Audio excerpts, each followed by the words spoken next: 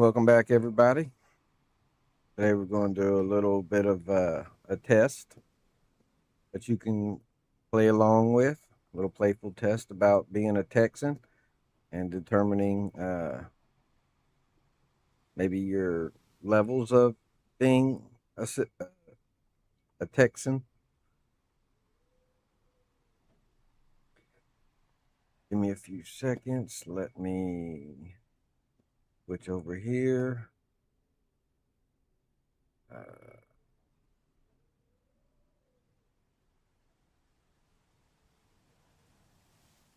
got to build a new playlist for this one.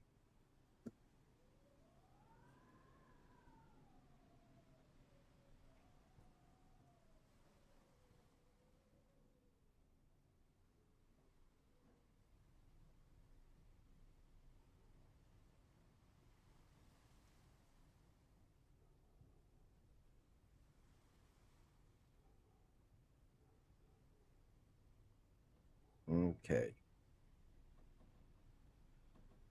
I don't know why I gotta select English every time.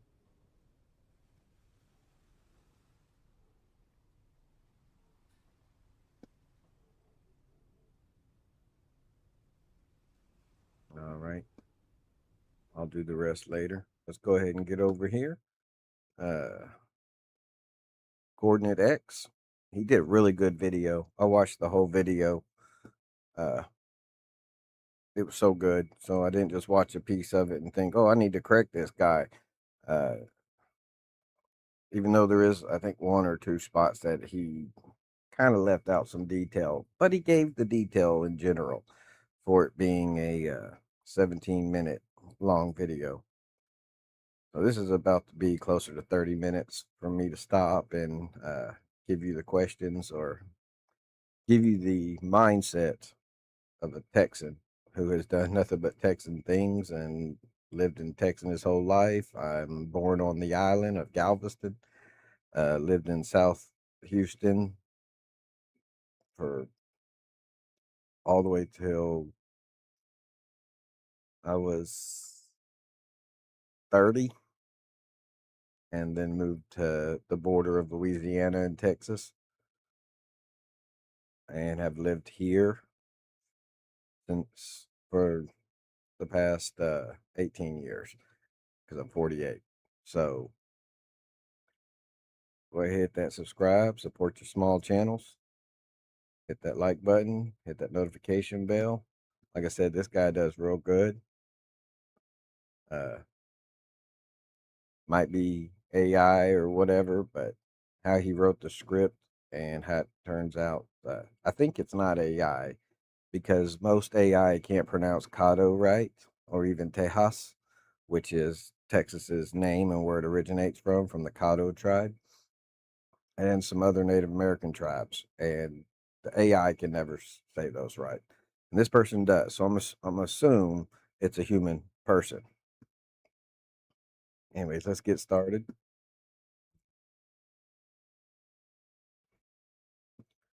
And make sure I have it turned up enough so it sounds good. All right, let's go ahead.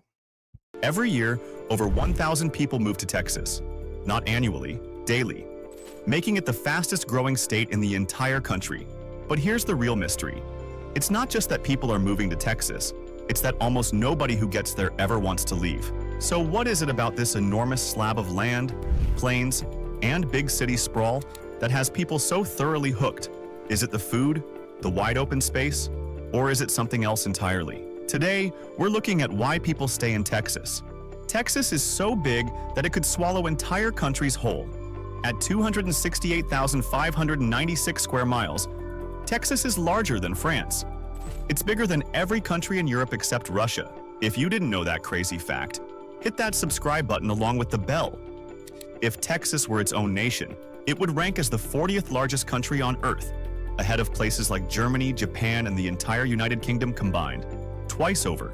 Driving from the eastern border of Texas to the western tip will take you longer than driving from Chicago to New York. In fact, you could fit New York, New Jersey, Connecticut, Massachusetts, Vermont, New Hampshire, Rhode Island, Pennsylvania, Maryland, and Delaware, all inside the borders of Texas, with room to spare. And it's not just land. Texas has its own power grid, separate from the rest of the country, run by an organization called ERCOT, covering 90.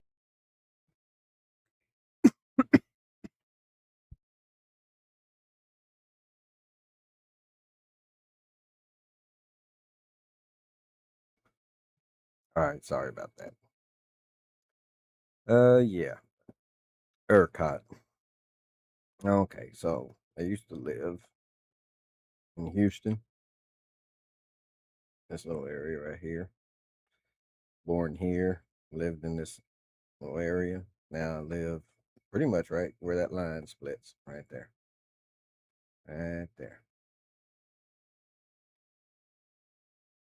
So basically, as a roving person, I've lived in pretty much this whole area. I've been from down here where some family members are all the way to Florida. And I have family that's still in Louisiana with over like 20 last names that I can't even remember because I have over 14, 12 to 14 just in Texas alone. Learned how to make homemade pecan pie from scratch in a cast iron skillet from my family members directly here. It's a recipe passed down from my family. Got family here with seven or eight last names that I was told at one time from my grandmother, and all the way to Florida. And like my sister moved to Colorado like 12 years ago. Uh, and a few other people have moved, but everybody's come back. Everybody's Texan at heart. And guess what? They all came back to Southeast Texas. We're talking about like Laporte, uh, Sugarland, League City, Algoa, and so on and so forth. Uh, and I've lived in a lot of these places too. So Houston itself is doesn't have a bunch of Texans living in there, or else it'd be red city, not a blue city. And I'll explain that difference coming up because I'm gonna explain the red why Texans are Republican, why they're red and not blue Democrats. So, anyways, ERCOT, they kind of suck. And yes, over the years, it used to be permanently in Texas, but the people that own it, I think, now live outside of Texas. Not sure. Didn't look it up, but I did hear something about it years ago, maybe even decades ago. Shoot. But our prices are relatively kept cheap because of how we run this state, which will be some of the questions coming up. So let's get on further. 90% of the state's electricity. Texas is the only state in the continental U.S. with this kind of independent grid, a holdover from a stubborn refusal, generations ago, to be regulated by the federal government. It's a small detail, but it says something enormous about the Texan mindset. Even the electricity here marches to its own beat. Texas also produces more crude oil than most countries on Earth. If Texas were a country, it would be the third largest oil producer in the world, trailing only the United States as a whole, and Saudi Arabia, except Texas alone, accounts for over 40% of all American crude oil output. It's also home to NASA's Johnson Space Center, where every crewed American space mission has been controlled from since the 1960s. Houston, we have a problem wasn't just a movie line. It's a sentence that's been said for real, from Texas. More times than anywhere else on the planet, there's history dripping from every corner of this state too. 6 different flags have flown over Texas. Spain, France, Mexico, the Republic of Texas, the Confederacy, and the United States. Yes, the Republic of Texas is this one, and this is the Confederacy. So when he named them, he went from right to left, and he switched these two. This is the Confederate. Uh, no, this is no. He was right. This is the Republic. No, when we became our own country, this is when we got our flag. So this might have been the Confederate one. Like I said, I think he got these two backwards. Anyways, this is the one we still recognize to this day as Texas, the single star, and of course the American flag at the end. But yeah, we have a long history of people trying to come in and take over, and we have no animosity towards these people. Matter of fact, we love the food from there. Uh, the reason why the world has Tex-Mex. I know California thinks they invented it, New York or North Carolina thinks they perfected it. No, Texas, the real Tex-Mex infusion has it in the name, Tex-Mex. Okay, when like Texas food. So here's the first thing that you could determine whether you're a Texan. Everything a Texan cooks culturally, almost none of it has tomatoes in it. The second you add tomatoes to Texas food, you now have incorporated Mexican, Spanish food culture into it. It becomes Tex-Mex. The other one is uh, is like tomato sauce. So if you think chili has beans in it, or any kind of tomato product in it, whether it's tomato powder, tomato paste, crushed tomatoes, sun dried tomato. I don't care what you think of it. If you think chili has tomato paste in it or tomato products of any kind in it and beans in it, then you're right there. You lost the Texan, the N at the end, and you're just a person living in Texas. I don't care if you were born here, if your family has been here for 900 generations. I don't care. If you think tomato products and beans go in chili, you lost your Texan. So that's the first one. That's the first test. That's a big test because that also all the way extends to barbecue. All our rubs, our sauces will not have tomatoes in it. None. We don't do that. That's not Texan. That's if you want ketchup on your product, uh, go to Kentucky or Kansas City. I think it's Kansas City that does all the tomatoes.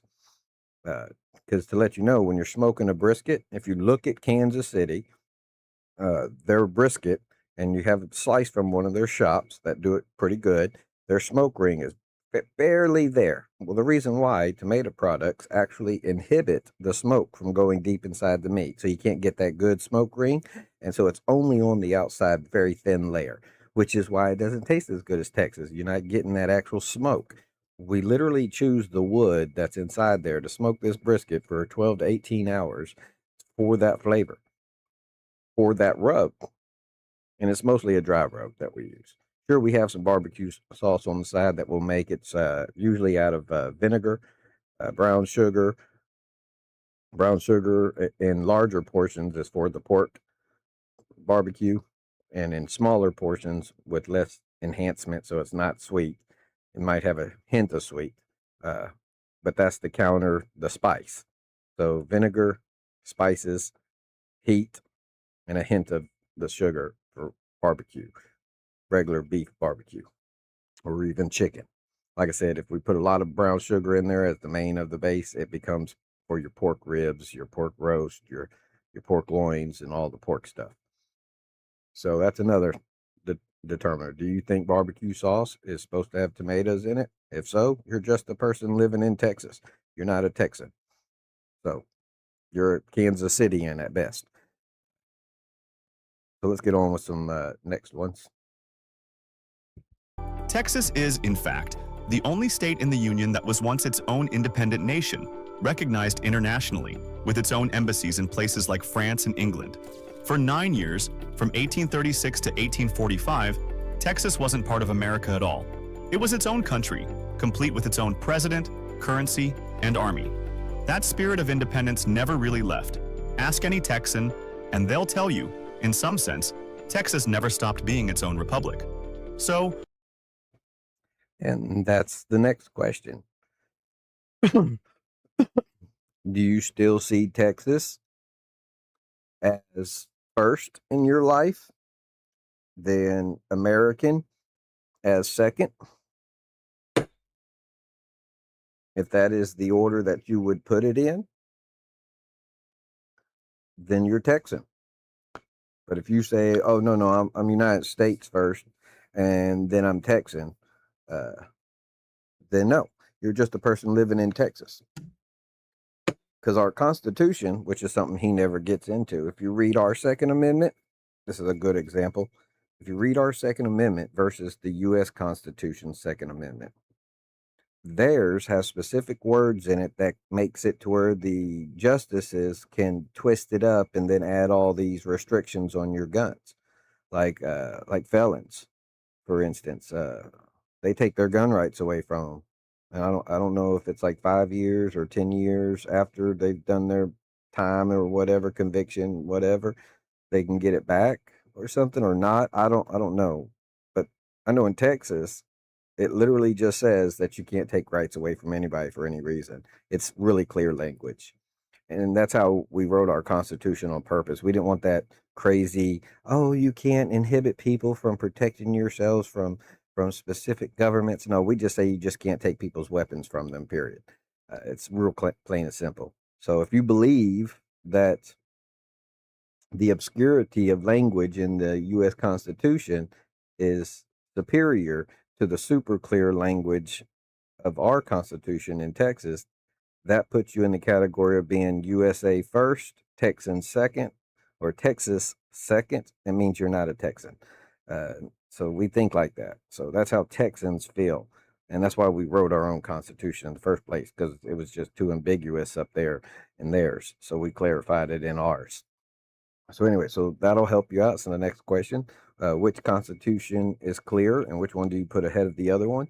Uh, is it Texas or is it US? If it's Texas, then hopefully you didn't answer the last question wrong, because this one is very important. This one can counter the other one. So even if you answered no to the first one, this one could put you closer to being a Texan. But you have to answer all these in the Texan way to be Texan, because that's how you become a Texan. You can't be a partial Texan.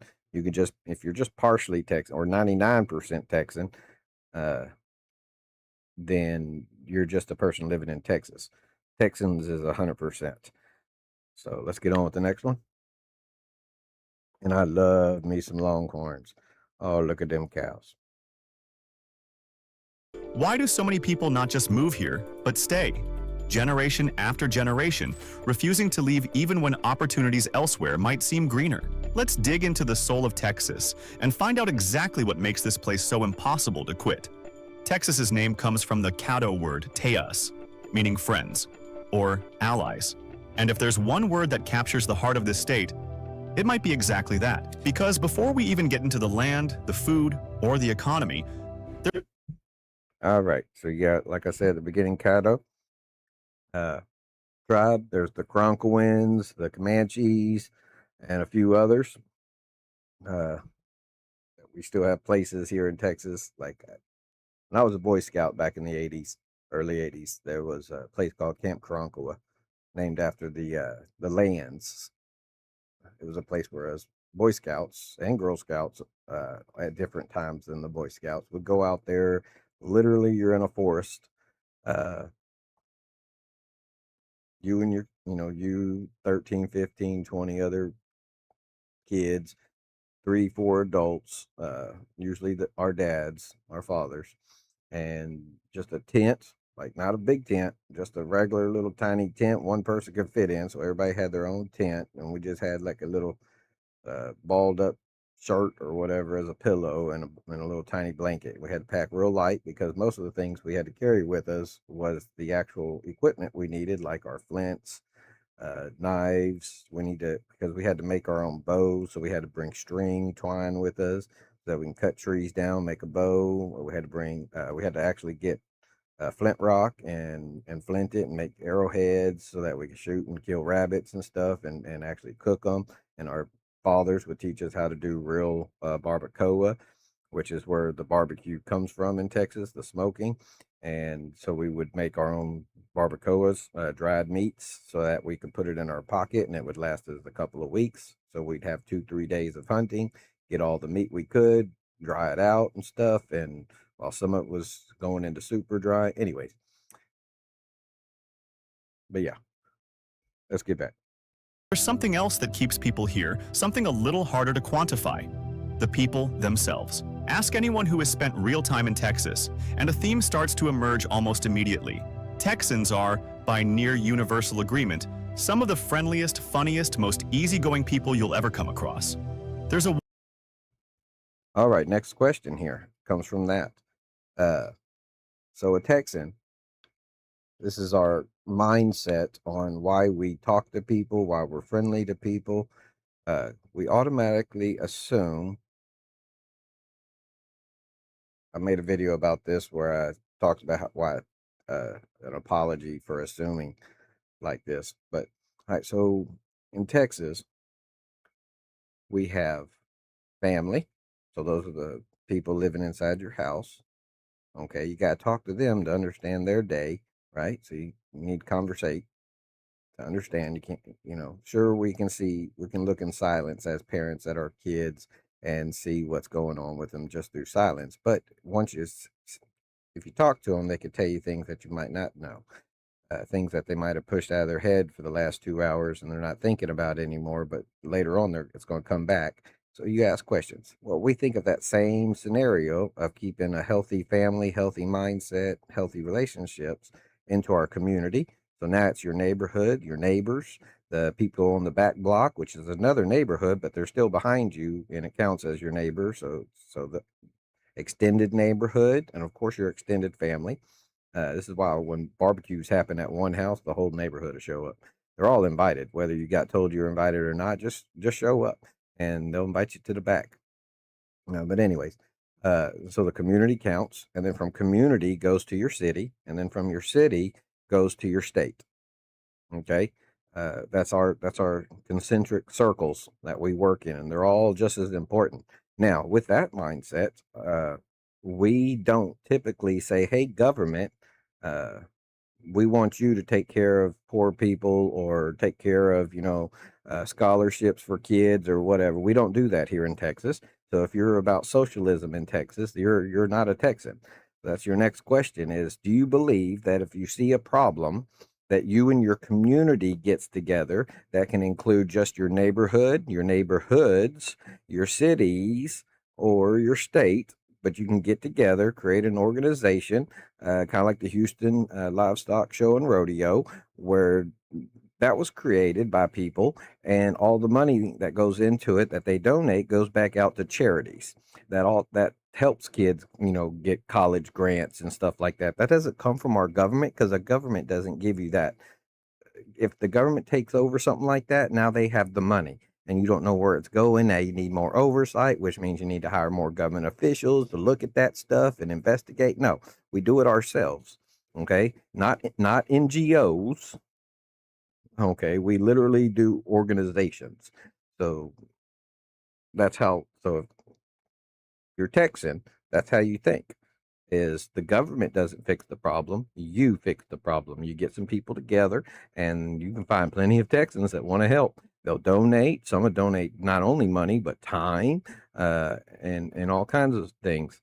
So that's how we fix problems in Texas. We see homeless people. We don't say, "Hey, government, we need you to get these homeless people out of the street." No, we get together and make it happen, and then we pay into it, and we actually do the work. We'll build the houses, and we'll transfer deeds over to people and stuff, and then they can live in their house under their own name. And now they can borrow against the house and the little piece of land that they live on, and get a car and go get a job and start making some money, right? And start stacking some cash, pay the loan back that you borrowed against the house, yada yada. Anyways, now you got them off the street and they have a self circle. And if they get back on the street again, now, due to their own fault, well, that's their own fault. They need to go. But if it's due to just other circumstances, they can join the program again, so to speak, right? Or they can tell the program, "Hey, I can't, I had a job for a year and a half. I was paying back the loan that I put on the house, yada, yada." And the same organization to get together and pay off your loan for you. So so you can be back to square one again. Now you have a car, now you have a house, now the loan that you put against your house is no longer there. So now it's all free and clear. You're only paying the $1,000 in taxes at the end of the year, and your electric bill and your food bill, right? So, and your trash bill and your water bill, all that stuff. It's real cheap. So, anyways, so if you don't think like that as a Texan, if you think the government should have control over that, uh, you're not Texan. You just live in Texas. And matter of fact, if you think that way, and I'm gonna call y'all out, Houston. I'm gonna call y'all out, Dallas, Fort Worth. Okay, Austin, not so much, but getting there, and San Antonio, not so much, but getting there. Y'all need to quit with this social crap, and y'all need to get together and make it happen yourselves, and don't make the government do it. Don't give them the power of y'all's ability and pride of taking care of our own. Okay, that's you lose your Texan pride, you lose your Texan badge, and of course you lose your patriotism badge for all of America, because this is how America was built, on people who know how to get problems solved and not give it to the government, because the government is there to mess things up. So, anyways, let's get on with the next. Warmth here, a kind of unfiltered hospitality that catches outsiders off guard. Strangers wave at strangers. Cashiers call you honey and mean it. Neighbors show up with casseroles before you've even finished unpacking the moving truck. It's the kind of place where small talk turns into real.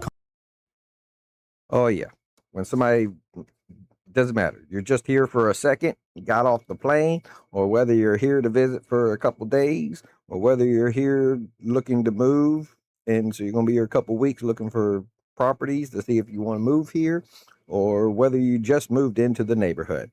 The casserole is a dish that takes a couple hours to make, and that's just the cooking, not the prep work. So people that make like chicken and dumpling casseroles, they actually started 2 days before. So you get your chicken and you get it prepped right and get it in its bags with its what do you call it? Uh,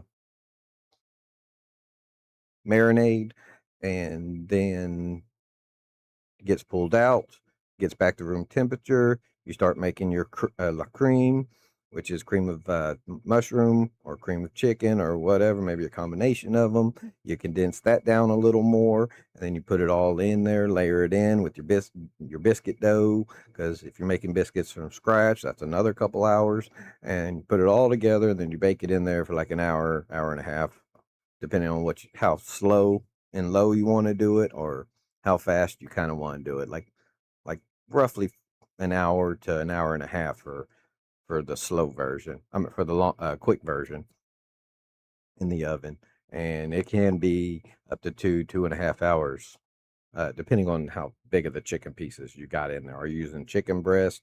Did you pull the bone out of the thigh meat, or the chicken leg meat, or the wing meat? Are you using shredded chicken? Which parts of the chicken? Like I said, dark meat, light meat. All that matters for your cooking time and how long you can actually cook it for. So thigh meat is one of the best ones. Thigh and leg meat mixture. It's one of the best ones to do if you're going to shred it up and put it in there instead of have whole chicken in there. But anyways, and you do that because it condenses down, and when it cools down to just warm, it becomes like pie. So the filling becomes like pie. It's not runny anymore. It's actually like pie. It'll hold together. You can make slices. You could pick it up from the bottom. And you could do all that because there's no dough on the bottom. So it's just a pie filling, so to speak. It's just that cream of chicken or cream of mushroom or whatever, and the chicken pieces, and of course your vegetables, peas, carrots, and stuff like that. Not potatoes. Not anyway. It's like chicken pot pie. That's basically what it is. That's what chicken dumpling casserole is. Is like a pot pie. So, anyways, and that's why we bring things like that over. It's not only showing that we put a lot of time and effort into this because we were thinking about you, but more than likely we're also praying that this meal not only protects you and satisfies you, but we know that you just did a move. And a move, we know what it consists of: the flight, the bus trip, the loading and unloading of the vehicles to get your stuff moved, the hassles that you went through to get your home in order, so you can get to a bed because your bed needs to be unpacked and rebuilt. You have no clothes temporarily. You got no pots and pans. Sure, you got a stove that works, but why would you want to have to unload pots, pans, utensils, plates, and all that first? Uh, instead of doing your bed and your kid's bed and stuff like that, and get your television going and get your refrigerator stocked, and you need to go to the store to pick up some food and stock that for tomorrow or later that night or what. Anyways, we bring the food over so that you don't have to worry about all them boxes. You don't have to worry about unboxing your kitchen first and then not having a bed fully set up to go and get some good rest that night because you've been working all day. So that's why we bring food over. That's the Texan mentality. If you're not thinking like that, once again, this is very important. You're just a person living in Texas. Get on the ball, become Texan. Let's get on with it. Conversation. And real conversation turns into a standing invitation to Sunday dinner. There's a confidence and humor woven into the Texan personality, an ability to laugh at hardship, to throw a party out of nothing, to make even the most mundane Tuesday night feel like an event. If you're looking Yes, the hardship. You'll notice Texans will do that. Will laugh or smile, and you might think we're being rude or we're not understanding the weight of it. But there's two ways you can train yourself, so to speak, how to respond to situations. If you train yourself to cry or just allow, because that's the kind of natural emotion that kind of comes out of it when you're a kid, is crying. But when you get older, when you become a woman or a man, one of the things that you learn, and this also goes with when you become a Texan, uh, when you learn that hardship just means it's time to step up our game. It's okay to fail after you stepped up your game, did everything you could, and you still can't get it done. There's nothing wrong with that. Next step would be to ask a neighbor, ask a friend, a family member to help you. And if you still can't get it done, it's time to move on or get the whole community involved if it's going to be something like getting help for the poor that live on the street because it's a vet and it's not he's taking him 10 years after he lost his leg in Iran or so, who knows. And so you want to get him a house or a place to stay. You might need to get more people together if you just you by yourself can't, if it seems too daunting for one person. And once again, that goes back to that first text. This is why I said they all go together. Okay, you have to think this way because it's the mindset that you have to go into everything in life, okay, in order to come up with these ideas. Like, why do we bring the casserole? Why do we invite you to a barbecue? If we say come to dinner on Sunday with us, that is literally a standing invitation. In other words, every Sunday, if you just showed up, the second time after they invite you the first time and you come over on a Sunday, they know you're willing to come over. The second time, they might be like, "Oh, you're back for another Sunday. Well, come on in." That second time, that Texan will literally put in their head, "Okay, this person is coming over every Sunday, either because it could be and or either because they like to associate with the neighborhood and get to know people. Uh, it could be that they're having problems themselves, and this is our opportunity as Texans to figure that out. So we'll ask questions, right? We won't be too direct the first couple of times, but as we get to know you a couple of 4 or 5 Sundays later, we'll start asking like direct questions. If you show up on, Sunday number 5, and you haven't been asked like a direct question yet about your finances and why you're showing up every weekend, we'll ask that because it might be a problem too big for us alone, but we won't know until we ask. So we'll start probing real deep questions and just go ahead and tell them the truth. Tell if it's a real Texan and you tell them the truth, they will pull a community together to figure it out.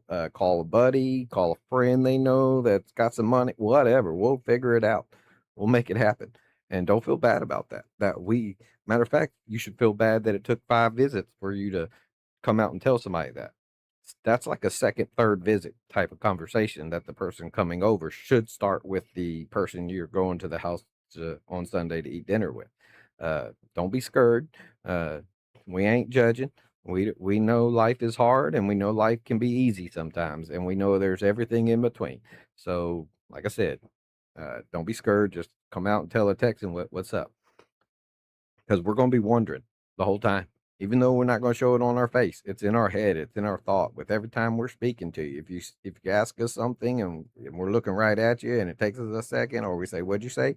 or repeat what you said, or something like that, it is because we're literally thinking about, why is this person right here, right now, and I've seen him the past 5 times, and he still seems like he needs help in some field, but he's not coming out with it. Anyways, that's some of the, might look aloofness, but really we're just thinking deeply of what, because we're trying to judge how deep of a question we can get without scaring you off. We don't want you to feel like we're picking on you or downplaying you or anything. So anyway, so if you think like that, once again, goes back to mindset. You're a Texan. If not, you're just a person living in Texas and you're not helping out at all. Looking for some of the most genuinely fun, big-hearted people in the country, you'll be hard-pressed to find a better concentration of them than right here in Texas. And then there's the food. Texas isn't just a place that has good food. Yeah, fun wise, like just good old fun. We're not talking about how kids like to destroy things and stuff like that. We're talking about good old fun, the kind of fun that cops can witness if they were like invisible watching you have fun. Nobody's going to jail, right? Nobody's going to be sniped, so to speak, by the police. They could watch you, you're having fun. So that kind of fun is Texas. Okay, it's Texan. We go out in fields. We might take our 22s out there as, 12, 13 year olds, take the 22s out there, kill you a turtle, kill you a, uh, a rabbit, or something, create a little campfire, barbecue that up. These kids are no adults, just by themselves, barbecuing right there out in the field, because that's what, they learned from their dad. And the other kids might not have learned it from their dad.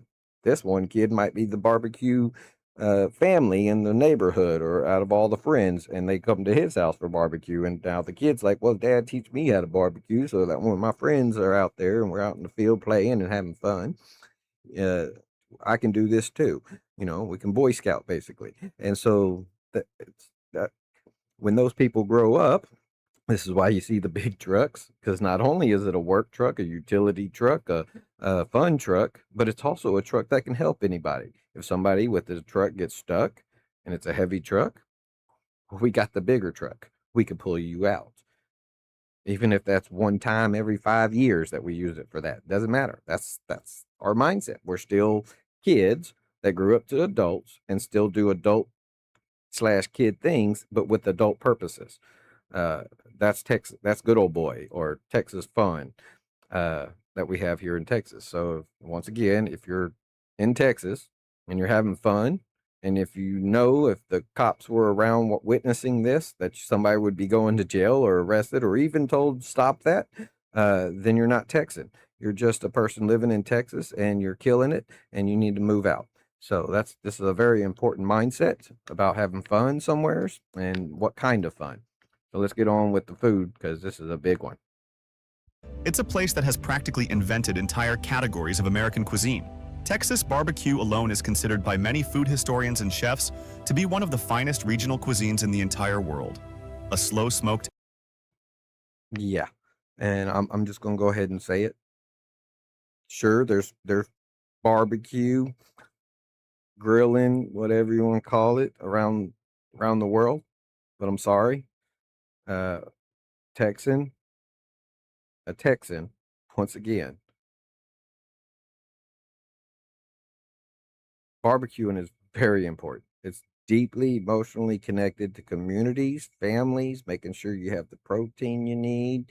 Uh, we call it meat butter, because it's so tender and so perfect when it hits the tongue, that when you press your tongue against the roof of your mouth, not using your teeth, just your tongue against the roof of your mouth, it should literally fall apart.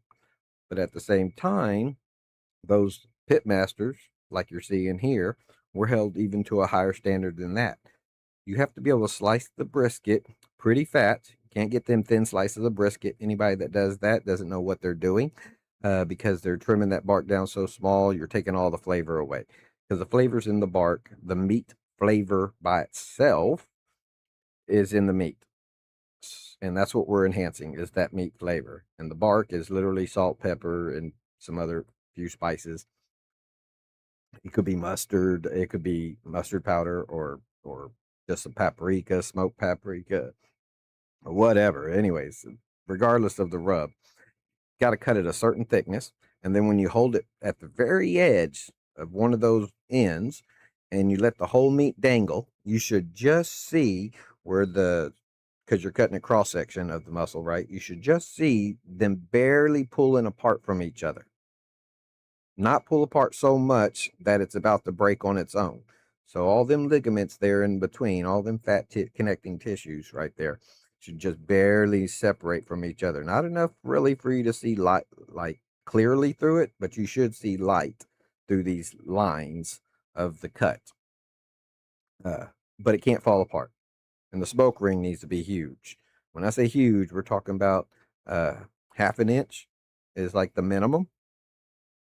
So preferably you want 3/4 of an inch to an inch, which is, that's why sometimes it takes 18 hours of cooking a brisket to get competition style. And at the Houston Fair and Rodeo, that's one of the main things. That's where I used to cook at. That's where I was a pit master at, the Smoking Bandits. Uh, and I have an uncle that was on the other side. We eventually had a restaurant too from all the competition barbecue, all the barbecue competitions that we were winning at. And so somebody want our neighborhood decided, hey, we want you to start a barbecue place. So we opened up a restaurant. We let the women run it. And because we weren't told what was going on, the women ran it to the ground. And they're Texas women, okay? It's just they were never there at the competitions to know the barbecuing, so to speak. So they were changing the rub a little bit here and there. They were doing this, less people started showing up. They weren't getting quite the 18-hour barbecue, the smoked brisket flavors. They were getting only like 12 hours, maybe even 8. I think at one time they said they cut it down to 8. And I'm like, 8 hours ain't even close to enough to get the barbecue they're coming for, right? You want that meat butter. Like I said, meat butter is what we call it. It's got to hold together, but at the same time, when it hits your mouth and you press that tongue up against there, it needs to just fall apart as if like as if it was a miracle it held itself together in the first place. Like that's what the contrast of that. That's what you're looking for. And 8 hours, 12 hours is just not enough to get that. And that's why some places around the world or America that think they do barbecue right, and they're like, "Oh yeah, we smoke ours for 12 hours." All right, so you're barely reaching the minimum of everything. So you barely got a tiny little redness, and whatnot. And then they want to charge even more for it than we do here in Texas, and it's like, no. So, anyways, let's get back to barbecuing, and we do all that for the love. Okay, we really want y'all to just like an eye twitch. Like, I don't know if you've seen all them World Cup people when they take their first bite of Texas barbecue, their eye kind of twitches a little bit and rolls in the back of their head uncontrollably. And they're like, oh my God, how did y'all do that? And they're like, oh, that's like 16-hour brisket right there or something. And your hours is, like I said, the 12 to 18 hours is really based off of the size of the brisket you're starting off with. Some people are like, I only do 21-pound briskets. Just to let you know that that was kind of the Smoking Bandits. What I did, we roughly had 19 to 23-pound briskets. And so we would typically trim all the excess fat and whatnot off to the point where they would roughly be between 20 and 22. And so 21 was our rough average. And those are the ones that came out the best with only 16 to 18 hours of smoking. So anyways, maybe one day I'll give y'all some general secrets that you can tweak and play with yourselves and learn how to do real barbecue cooking at your house, no matter where you are in the world. I'll teach you how to adjust it for height. So if you're in Colorado Rockies or the Smoky Mountains over there in Tennessee, I could teach you how to do it for humidity levels. Like I said, I'm in Texas and Houston's right there on the Gulf Coast. High humidity levels, different way of wood, of how you have to have your woods, dryness, so to speak. It's moisture levels. All that's very important. So let's continue on. Deeply spiced tradition built on brisket, ribs, and sausage, smoked low and slow for as long as 18 hours over post oak wood. Central Texas barbecue. Yeah, post oak is usually the base. So, but before I get to post oak, let's get back to sausage. I forgot to mention this. So here in Texas in sausage, we do a mixture, no matter what it is. So like your beef sausage will be mixed with pork, which is a leaner meat. So depending on the beef and how fatty it is that you're going to make into sausage, has to have the pork mixed in with it. Okay. Now you can't mix that to a certain degree that your sausage, after it is done and cooked, looks like bologna. You know how bologna has been pasted up so much and then put back together, and then if you fry bologna, it's just, I don't know how to describe it. If you see sausage at a place in Texas and it doesn't look kind of chunky in there, like you see little actual like imagine hamburger meat that you're going to make for tacos, so taco meat, imagine that just squished together enough that it doesn't fall apart.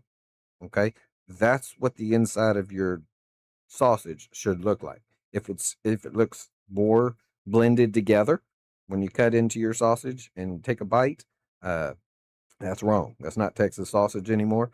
Uh, that's other people's sausage. And if that's how you like your sausage or that's how you make it, then you're not Texan anymore. You're just a person living in Texas, uh, whatever.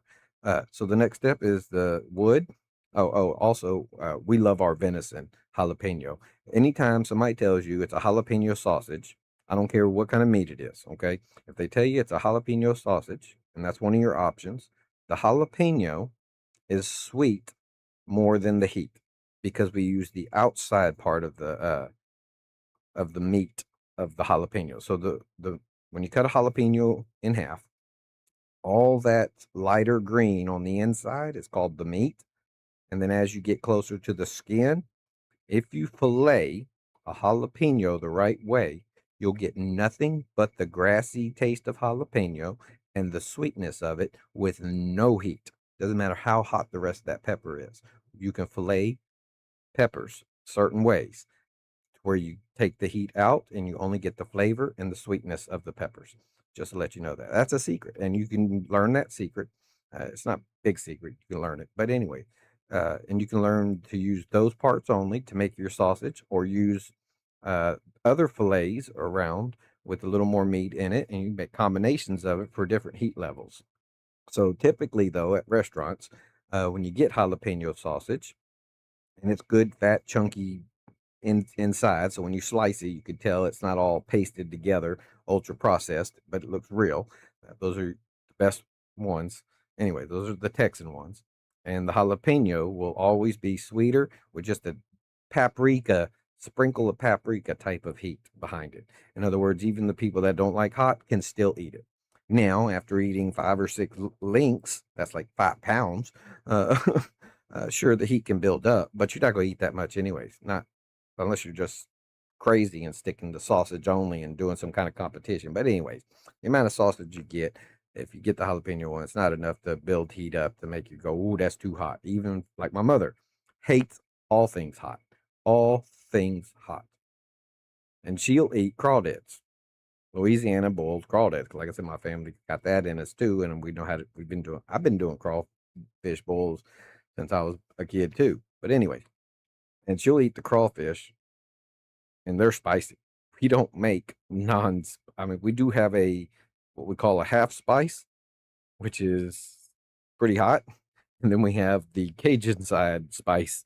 So those ones are like the second you start peeling them, not put them to your lips, not put them in your mouth, but the second you start peeling them, you can feel it on your fingers. And we don't use gloves, but you should.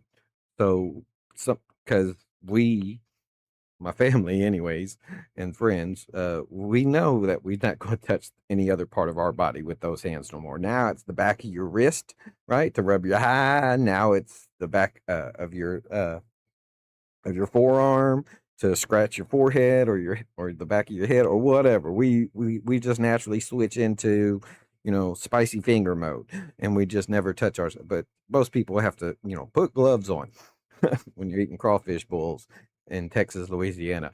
But anyways, so let's get on with this. I know I rambled on along. joints, places like Franklin Barbecue in Austin, regularly have lines forming before sunrise, with people waiting 4, 5, even 6 hours just for a chance at a plate of smoked brisket. It's not unusual for the day's meat supply to sell out entirely before lunch. Tex-Mex, a uniquely Tex That barbecue place he's talking about, I think that is the one that bases his because you see it's sauce, it's not a dry rub.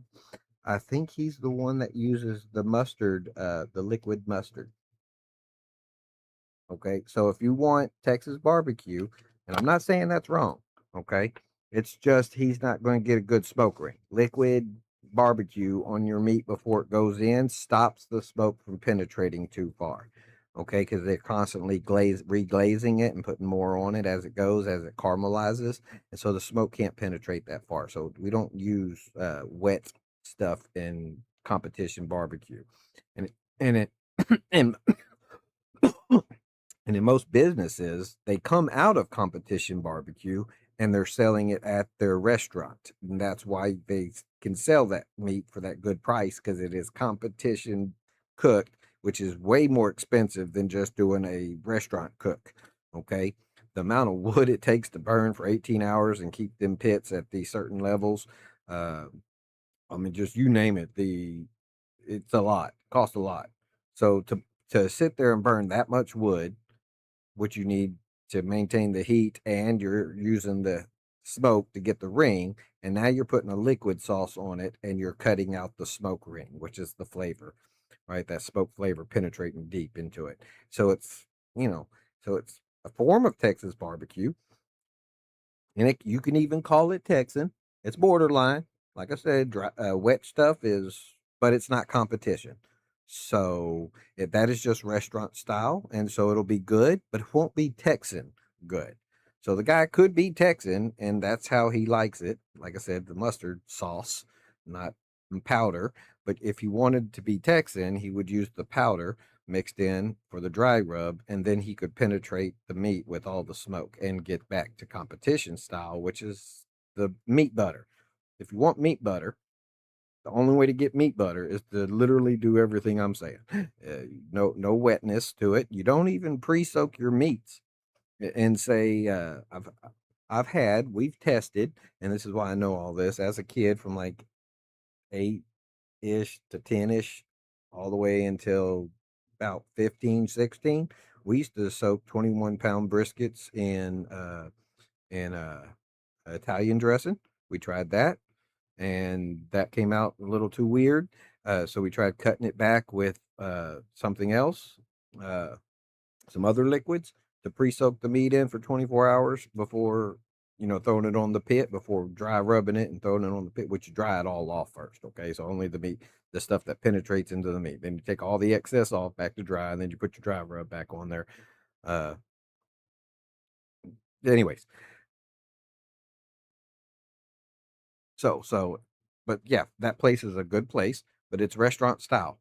So don't think that's Texan competition barbecue. It's not going to be like uh, for Terry Black's, or there's a bus load. Okay, if I know Texas only has a top 50 for barbecuers, okay, but really you can extend that to top 150 or top 200. Like there are at least 200 restaurants in Texas that are selling true competition barbecue that even on their worst day of cooking will beat out every restaurant style there is. And that's on their worst day, that everything messed up and the brisket still came out and it was still good enough to serve. And yet the person serving it knows it's the worst one he's ever served, but the person eating it says, "This is the best one I've ever tasted." Like there's at least 200 restaurants like that, and not all of them are known. But anyways, let's get on with the tech specs, because we Texans, and just to let you know, Texans started off because of like the cowboy hat, that was Mexican. So the Mexicans, with their cowboy style, okay, which is where the cowboy look came from, the Mexicans, the Comanches, the Karankwins, the Caddos, and yada yada, right? And then of course the settlers who came in. Uh, that blend is how you got your Western cowboy. Okay, the way the Texas cowboy hat looks, so on and so forth. That's that's that. Uh, like I said, that's Mexican influence. We love our neighbors to the south. We love Mexico. We love them so much. We want them to be part of America. Like it would make no difference for us here in Texas if we owned not owned, but if like say the northern part of Texas would join us. Like Texas wouldn't change. Maybe California would, or Arizona, New Mexico might. Doubt it. Uh, well, no, they're less. They think they know Mexican Tex-Mex and Mexican infusion, and they don't. So that would change for them when real Mexicans from Guadalajara, Tijuana, and all them places over by El Paso, just south of El Paso in Mexico, would literally show up in their states and blow their minds about real Mexican food. It is so good. And then, like if you blend it with Texas meats and stuff, literally you're just replacing the Mexican meats. So you take Mexicans, vegetables, their ceviches, their salsas, their tortillas, jalapenos, the guacamole. I mean, you name it. You take all that and you take Texas meat, throw it in there. You got Tex-Mex. It is like I don't meat butter and explosion of a garden in your mouth. It is so good. It is the best combination, especially Mexican cheeses. Oh lordy, they just add to the meal. Anyway, let's get on with the next section. Infusion of Mexican and American cooking was essentially born here, blending the flavors of Mexico with Texan beef, cheese, and spice to create dishes you simply can't find authentically replicated anywhere else. Chili, actual official Texas-style chili, made without beans, thank you very much, was declared the official state dish of Texas in 19. See how like I said, he only leaves out a couple of things. Beans is very important. When you add beans to it, you're now making a pot of beans. It's just that simple. I don't care if you're adding meat to it. Now, guess what? You can make a pot of beans with some hamburger meat, taco meat, whatever you want to call it, uh, and throw in some tomato sauce, and that'll go on top of noodles. And now you just have a Tex-Mex Italian infusion. Okay, because once you add tomatoes to chili, it's no longer chili. It's tomato sauce. Matter of fact, that's how we make our Italian tomato sauce to go on noodles for spaghetti. Is you boil down tomato paste, one small can of tomato paste to 2 cans of no, no, okay, two small cans of tomato paste to 2 cans of tomato sauce to 1 or 2 cans of halved, quartered, whatever you want to call it, diced tomatoes. Not super diced like that right there on the screen, the little tiny ones, but we're talking about like cutting them only into fours or only in half. If you're using cherry tomatoes, you only cut them in half. But those whole tomatoes, basically, then you boil it down and you add your seasonings while you're boiling it down. And then at the end, throw in your salt and boil it for the last, or simmer it for the last few minutes until it tastes right. You can add hot sauce to it. You can, whatever. Anyways, so at the end there, you take, you're doing it inside the same pan that you browned the hamburger meat in. So you don't clean the pan after you take the browned hamburger meat. You put that off to the side on a filter, so to speak. So a strainer with toilet paper in it, and you let that meat sit off to the side while you're boiling down, condensing down the tomato paste and the tomato sauce, right? So your spaghetti sauce, and then at the end you throw it back in there. Throw the meat in there and let it reactivate and rejuice up. So all the juices that cooled down and coagulated on your meat are now going to reactivate and introduce itself back into the tomato sauce. And now you have what we call regular spaghetti sauce. Gotta have like for 4 people, it's gotta have a pound of meat in it, just to let you know. And that's another way to tell if you're Texan. Uh, do you still put hamburger meat in your tomato sauce? for spaghetti, or do you eat it without it? Oh, and Frito pie, he doesn't mention that, even though it's sitting right here next to it. Which we not only invented the Frito pie here in Texas with Dr. Pepper, just to let you know, but we also put it inside the burritos. So we took Tex-Mex and pure Texan Frito pie made with the Fritos themselves, even being Texan invention, and we put them inside the burrito. And then I think it was Taco Bell. When Taco Bell finally became a business, they stole our idea and made the Frito burrito. And that's not Taco Bell's idea. We've been doing this in the 70s, okay, since I was born. So I know about it in the 70s. Same with you'll find somebody that says they invented the Texas Twinkie.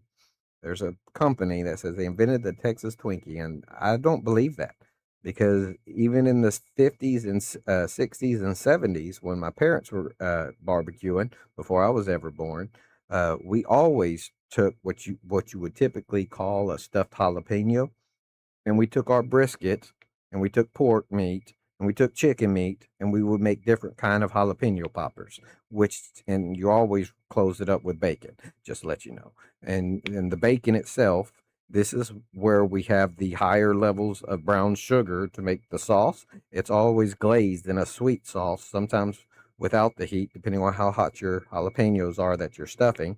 But it's always cream cheese. It's always the meat inside there, like the brisket, the pulled pork, you name it. You can even do jerk pork and stuff like that to put inside there. And that was invented by just regular Texans, and thanks to Mexican infusion. So I'm sure it goes back way back into the 1800s, when Mexicans and Texans were getting together making food. Like, it's so easy to do. Like, the second cream cheese was invented, basically. Okay.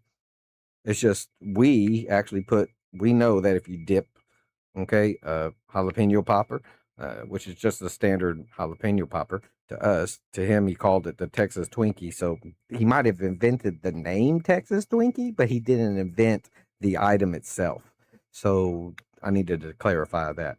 Anyways, uh, so you dip it in sour cream, like literally, not ranch. I'm sure you could do ranch, if you're feeling it, but try it in just pure sour cream, cold, pure sour cream. So take that hot jalapeno popper with that nice brisket inside or whatever, and that cream cheese and that bacon is typically it's either hickory smoked bacon or applewood smoked bacon that goes on the outside.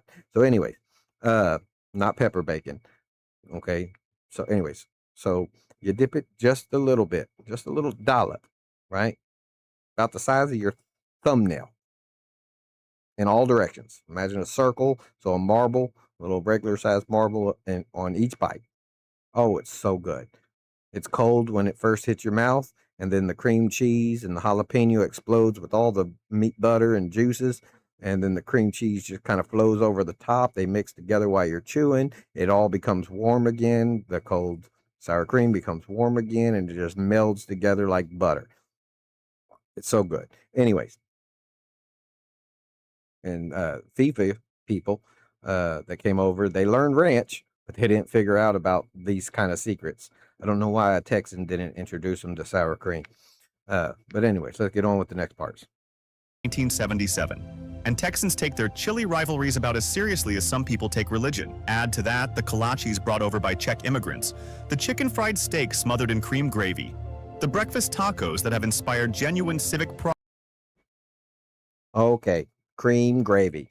He does not know what he's talking about. It's called country gravy. Okay, and country gravy is the baseline. Okay, so country gravy is the white gravy. And typically, we only serve white gravy by itself, so to speak, or as a topping on things like chicken fried steak. So if you're going to serve it on anything other than meat, so if you're going to serve it on biscuits, if you're going to serve it on the side for you, people even use it for the internals of a casserole. So you take the gravy and you do the casserole thing with it. But anyways, we'll always add meat to it. So it's typically got hamburger meat in it for most of the time. And then when we do like biscuits and gravy, okay, that is more breakfast or lined. And so the meat is no longer just hamburger meat, right? It's now breakfast sausage meat, which has a little more fennel and some other stuff. So it makes it more of a breakfast sausage. And we love our breakfast sausage. So that meat gets mixed in with the white gravy and then poured on top of your biscuits. And so when you get biscuits and gravy, it is more of a breakfast item and it's made with breakfast sausage, not just hamburger meat. But if you're going to just take it and pour it over fries or dip your burger into it, basically as a side sauce or a side dish, which you can just pour it on top of mashed potatoes, it'll always have the extra meat in there, the hamburger meat. And it's the same as baking tacos. Cook the meat to become little ground up pieces with the seasoning, and you just throw it in the white gravy, and boom, you can put that on top of whatever you want. But like I said, if you're going to eat it without a secondary meat, typically you do breakfast sausage in there, which is why it's so good. Uh, I have not seen people explain that to the foreigners when they got to try biscuits and gravy. Nobody told them all this, so here's that information for you of what you were actually eating if you ate it in Texas. Uh, I don't know if any other place in America actually has real biscuits and gravy like Texas does. It is just as up there with making chili, with making we. My grandmother, like literally all cast iron equipment. I know how to cook with Crisco. I know how to make home fried chicken that's better than any fried chicken, better than KFC, better like crunchier, crispier, without being burnt, like you name it. You got to fry it 3 different times, just to let you know. It's the fry, it's the release, it's a fry, it's a cover, that heat, internal heat build up, and then fry the last time and pull out, all before it actually looks that golden brown. So you're never getting dark brown, and you're also getting double or even triple dipped, so that layers are building up. You got these crunchies just barely hanging on all over the place that crunch in your mouth when you bite it. Oh my God. Anyways, and my grandmother was German, just to let you know. She was German and Scottish. So that's that side of the family. And she married my Cherokee grandpa. So he was, uh, so that side of the family, it's my great grandpa that was full blooded Cherokee. And on my mother's side, it was my great great grandpa that was full blooded Indian. So, and in there, somewhere in there, a Comanche came into the family. I can't remember if it's my great great grandmother, and then the next male married the Irish side, because on my mother's side, her mother was Cherokee Irish and something else. So the predominant of her was Cherokee Irish. And we're on the doll scroll and everything, our last name. Anyways, so the two different, like I said, I got big families, big family. We're talking about, like I said, 12, 16 kids per generation, all the way back since since before the people came over here to make America. Like I said, so my Native American was here centuries and hundreds and even millennial, right? They're going to find out that my ancestors of the Native Americans on this soil went back more than just 40,000 years ago. They think we came from some other place. I actually think that we somehow originated here, uh, and some people escaped, went somewhere else, and then that blew up, and then came back and bred in with us, right? And so it looks like it's from Africa or India or something or whatever, but I think they're going to find that it was actually two different DNA lineages that eventually combined together. That's why it's so hard to figure out and pinpoint where humans come from. But anyway, let's get on with this because he's talking some good stuff right now. In city ordinances in Austin, and you start to understand why so many transplants, after just a year or two of living here, say they can't imagine eating anywhere else ever again. The food here isn't just sustenance. It's identity, history, and pure, unfiltered pleasure, all on one plate. And then, of course, there's the land itself. Despite its reputation as flat, dusty, and dry, Texas is one of the most ecologically diverse states in the entire country. It contains 10 distinct ecological regions, ranging from the piney woods of East Texas dense and green, and almost indistinguishable from neighboring Louisiana. That's exact. He literally explained exactly where I live. Like, you cannot, like, growing up, going to our lake house, because my grandmother from Indianapolis, that's the Cherokee, uh, Irish one, the one where my great great grandpa was the full blooded Indian, not just the great grandpa, on my father's side. So that side, like, had a log cabin house, basically. It wasn't a log cabin, it was a regular house. But it was sitting on a small lake near another lake called Horseshoe Lake. So if you want to look up Horseshoe Lake in Texas, you can. And there was a smaller lake just to the east, southeast-ish kind of it. I don't know if it's still there. I looked it up recently and it didn't show the smaller lake. Well, the lake was part of our property.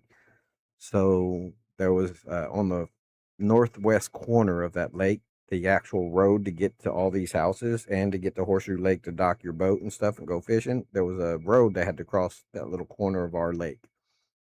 And so the lake itself, though, was our property.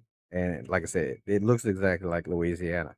Like if somebody just closed your eyes, drove you out there, and put a fishing pole in your hand on the end of our pier, and you opened them up, you would think you were in Louisiana. You would see alligators, you see snapping turtles the size of a half a SUV or a Mini Cooper, like crazy snapping turtles. They're not that big. I'm exaggerating, but anyways, but they are about 50 to 70 pounds, and they are about 4.5 foot long. And when they're on their bellies on land, because we have them snap a branch or something and pull them up because we used to make turtle soup. But anyways, and you pull them up, from them laying on the ground to the top of their shells is about 1.5 to 2 foot. And it's huge, and they can stretch their heads almost all the way back to their tail. So when you're picking them up, okay, you pick them up as close underneath the shell where their tail is coming out.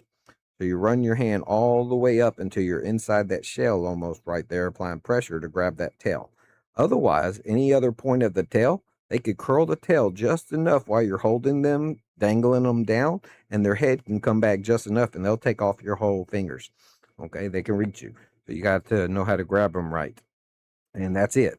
The only other place to really control them is if you do the same thing to their legs, and when you run your hands up inside their legs, inside their shell, so to speak, then you have to squish them together towards the tail. Okay, and you have to make sure that your hands are pointing upwards so that the back of your hands are up or inside the shell on the bottom part of that shell. Okay, but on the inside bottom part, uh that way they can't fold their legs down, because otherwise they could reach their head the other way and bite you. So that's the other way to carry them around, to go prep work them or whatever. So, so anyways, but yeah, that's where I live. That's where I grew up. That's where I'm still at. Uh, well, like I said, South Houston, and we'd go to Horseshoe Lake, and then I moved up here permanently in 2010, and I've been here since 2010, and don't expect to ever leave. I expect to die here. To the rugged desert mountains of Big Bend National Park in the west, where the Chisos Mountains rise dramatically out of the Chihuahuan Desert. Big Bend alone is larger than the state of Rhode Island, and it remains one of the least visited national parks in the entire country, which means you can stand on a canyon rim overlooking the Rio Grande and not see another human being for hours. Then there's the Texas Hill Country, a sprawling region of limestone canyons, spring-fed rivers, and wildflower fields that, every spring, erupt into an explosion of bluebonnet. Oh, that's our state flower. Canyon Springs. So Canyon Lake. So the hill country, Canyon Lake, is a place I used to go. That's where I learned, it got certified to be a scuba diver. Okay. My family used to be in the military. When they got out, they used to be a scuba diver certification person and stuff. Anyways, so a lot of us got certified before we ever even turned 12 years old. But oh, the blue bonnet. The blue bonnet is such a beautiful flower. It smells is it's so lavender is strong, right? If you're smelling lavender and you think it's kind of weak, like you're in a field of lavender, The blue bonnet is weaker than that, but not to the point where it disappears. It is a very beautiful smell. I don't know why no one's ever captured that smell and put it in a perfume, or even mixed it with with ergo or ergot or whatever that other stuff is, uh to make a man's cologne. But as a perfume, it would be so subtle, so beautiful, so elegant, so dainty smelling. It would work on any female. Uh, and I don't know why nobody's done that yet. And I had the idea a long time ago. I just never got into it. I was too busy trying to be a medical doctor, and then fell in love with crane work while trying to pay for becoming a anesthesiologist. And so I just switched over to be a crane operator and paid off all my debt within a couple of years, like literally hundreds of 120 something $1,000 in debt that I was accrued. So anyways, fell in love with crane op and got out of it. But I had the idea a long time ago, back in the early '90s. It was one of my ideas that I had when I started a business for selling collectible coins and Pokemon cards. So I was selling coins, and then Pokemon first edition, like Pokemon in general, after like a couple of years came out, and I started selling Pokemon cards because they came out. So I was buying, like $500-600 a pallet, which was like $600-ish for shipping everything, and I'd get like a couple of thousand cards.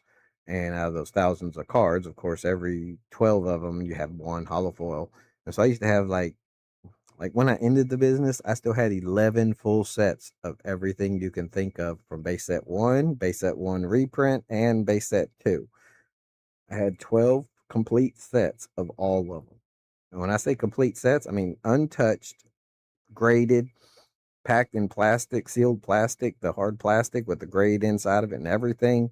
No errors, of all cards, including the energy cards. So when I sold a complete set for roughly $500, and you got a Charizard, colorful Charizard in there, you got the Blastoise, you got them all in order. And then of course I had I used to go around to all the movies.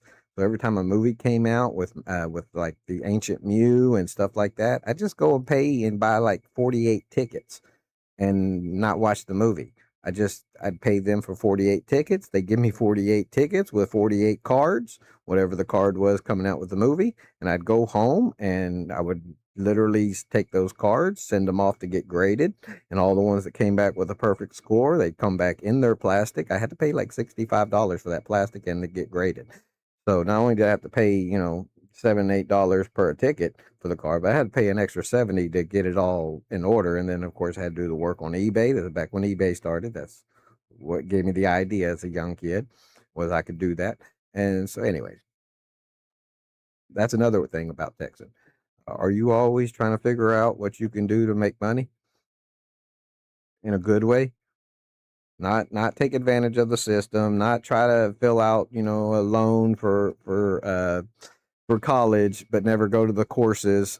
Just take the loan out and use it to buy you a car to get a job, and never actually use it for school, but claim you bought the car to get back and forth to college, so that it looks good on your app, your loan or your grant or whatever it is. Uh, like, are you really, are you getting money from someplace and using it wrong? If so, you're not Texan anymore. You're now just a person running Texas, and you need to leave.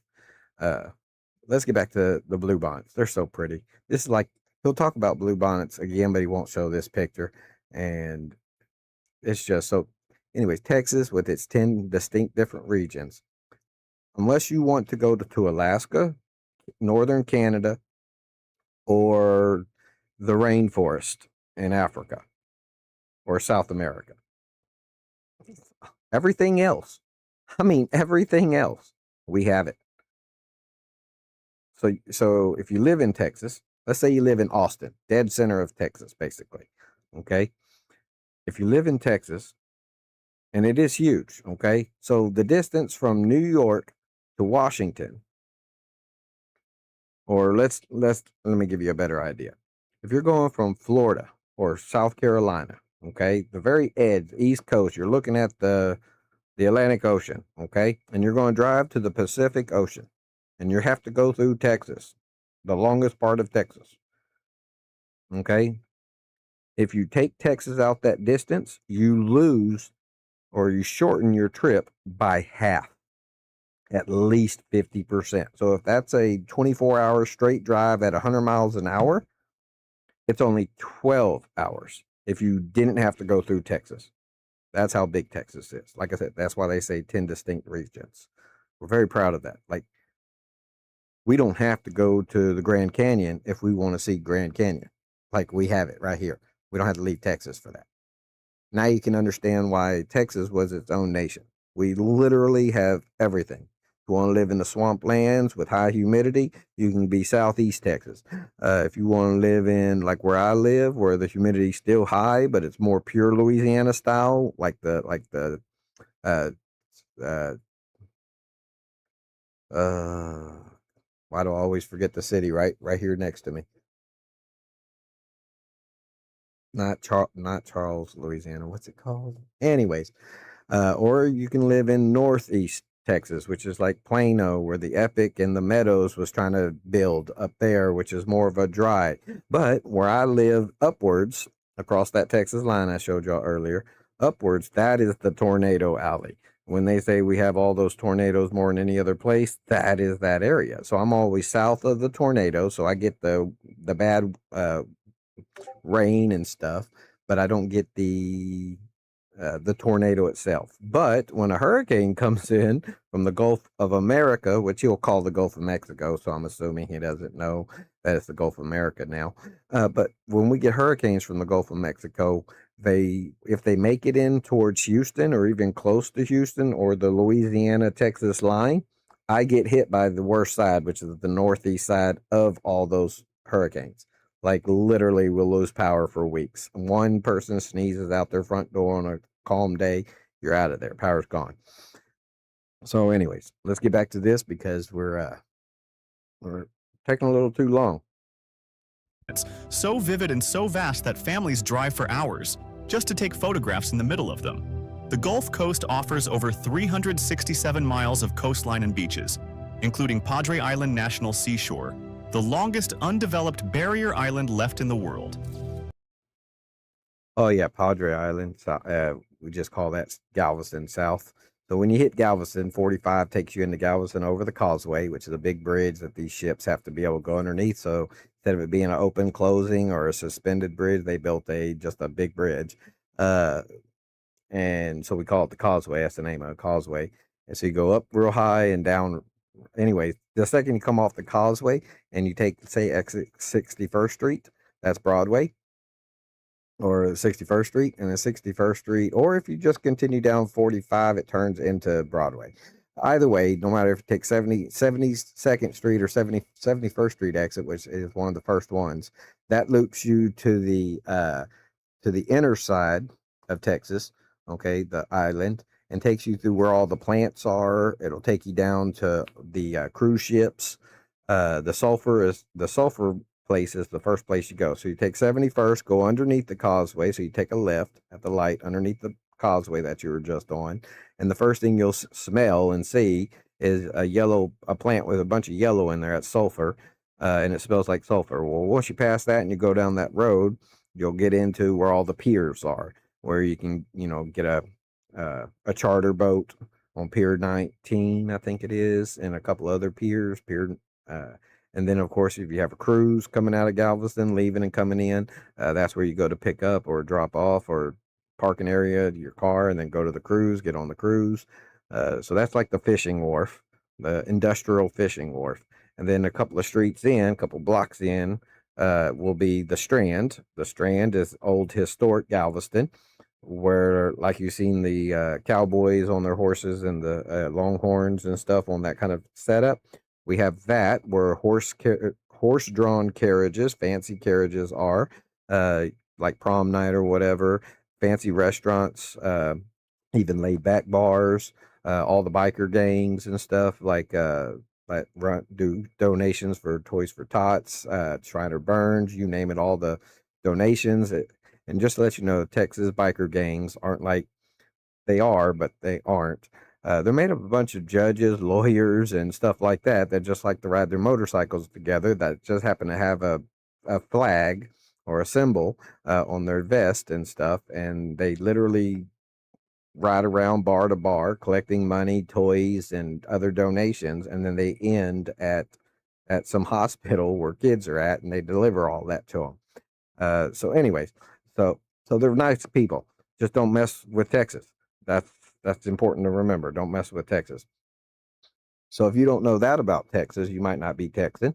You might, if you're scared of real bikers, right? Not your kid bikers, but the real bikers that are sitting on the old chopped up hogs with the big ape hangers and stuff, right? And they're all wearing matching jackets, so to speak. You might not be Texan.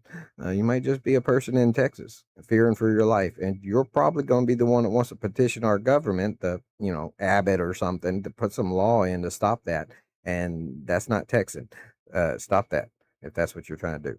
So, anyways, let's get back to the beauty of Texas.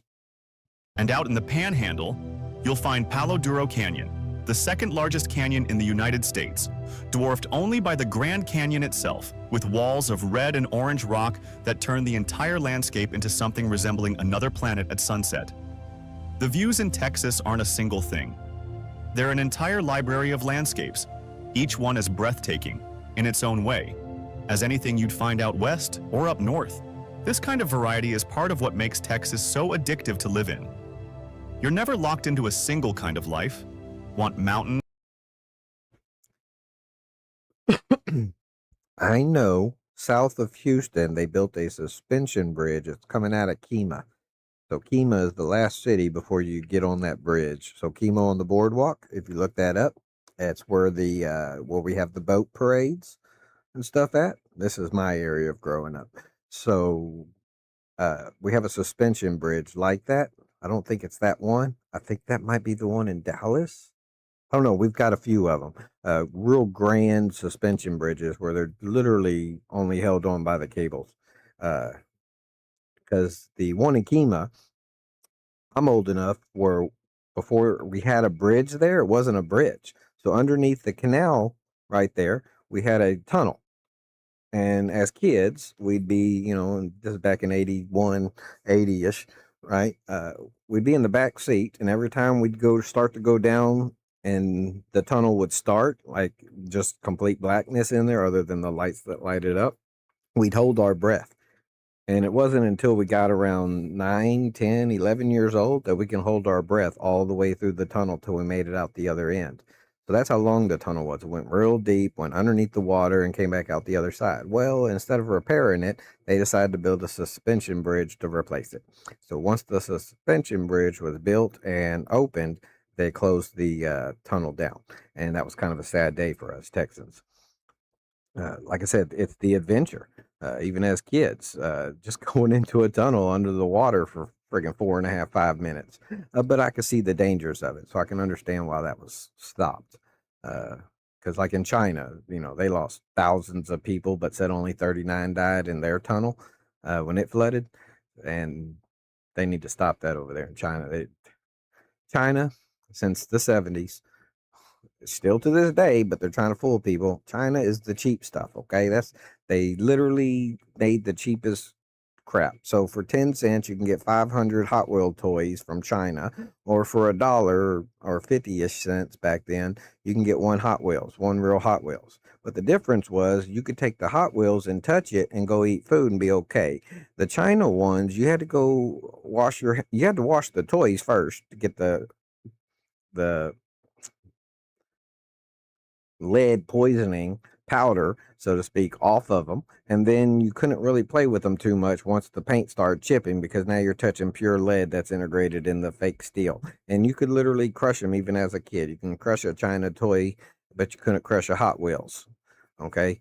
But anyways, China still makes everything the same. So anybody pushing BYD equipment from China, any electric vehicles, they don't have nowhere near the standards of even a third world country, little less here in America. So the batteries blow up on their own. They're killing people.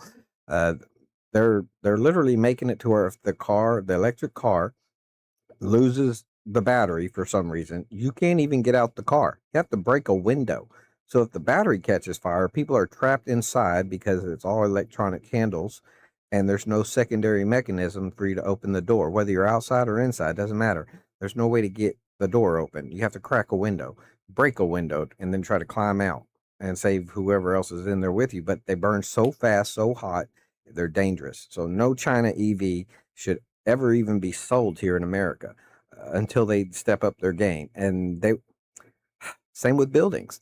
They call them China dregs, where it's they'll put rebar and then styrofoam around it as the shape, the almost the final shape, and then they just spray a layer of concrete, like pool concrete, okay, on the outside. And they'll build them 20, 30, 40 stories up high, which is why all the earthquakes that just happened down there, I think it's in Venezuela slash Cuba or whatever, which is why all them buildings fell over. China came in with the Silk Road Initiative, or Rodin Initiative, or whatever it's called, and they fakely built these buildings. And the second something trembles, they literally fell, and they're seeing styrofoam inside, because that's how China builds. They don't care about your safety. They said they were helping the country out, but really they just put some fake money into it, a little small amount of money to build these fake buildings that'll just last long enough for them to take over your economy, and eventually you'll owe them everything, and so you'll lose your whole country to them. China has been doing that since I was born, so 70s at least. Okay, they're literally trying to do it in Canada. We already witnessed it. Thanks to, I say thanks, bless y'all down there, okay? Bless y'all seriously. We have been praying for y'all, Cubans, Venezuelans, you name it, all everybody down there, Colombians. We love y'all, okay? We do. We love your culture. We love the fact that y'all love family, which is what we're all about here in America. We're, like I said, the community. That's what we're about, and we know y'all are too. It's the governments that are trying to take over y'all's shit, like China trying to take over y'all's shit. Even in Panama, people are mad at us for some things that happened, but we're not like that anymore, so to speak. We understand that that had to happen back in the day in order to push out some other people that were going to be bad. Like, what? Like, do you think China would have gave Panama back to y'all? No, that'd never happen. But we gave it back to y'all, or our government gave it back to y'all, so that y'all can make y'all's own money, do y'all's own thing. And then y'all let China come in, and China is now buying up all the property at the start and the end of that canal, to eventually make y'all in debt to them so they can take over the whole thing. And now the only way to pay them back is for China to take over the Panama Canal, and they'll never give it back to you. I'm gonna tell you that now. They'll never give it back to you. They're not gonna be like America. Okay, they're not willing to help you out, help build you up, and then give it back to you. Like, look at Japan, World War II. We bombed the crap out of them.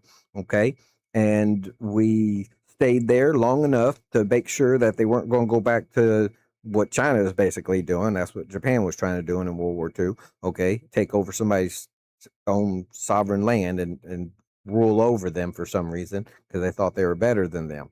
No, we literally said, no, here, this is how you do, enter the future world, get out of feudal Japan, come into the world today, and then look at it. Are we over there controlling Japan? No, no.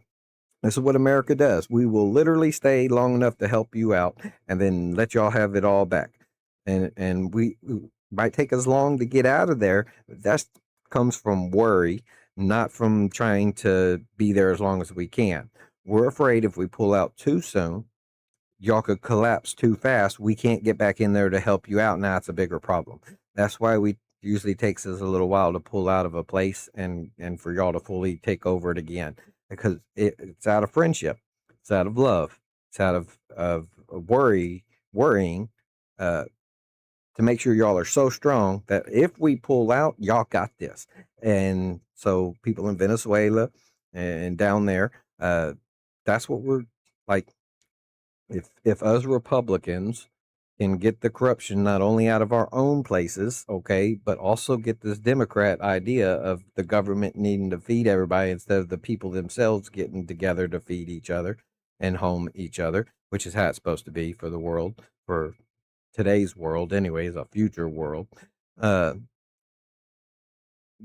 that's what we're there for. We didn't ask for nothing. The second nobody had to ask. The second y'all had them earthquakes, okay, we already knew.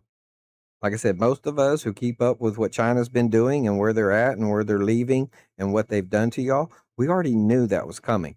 Like we knew the second y'all were going to have a disaster. We didn't know if it was going to be a hurricane that was going to knock them buildings down that China built for y'all. We didn't know if it was going to be a tornado or whatever. We didn't know an earthquake, but we knew it was coming.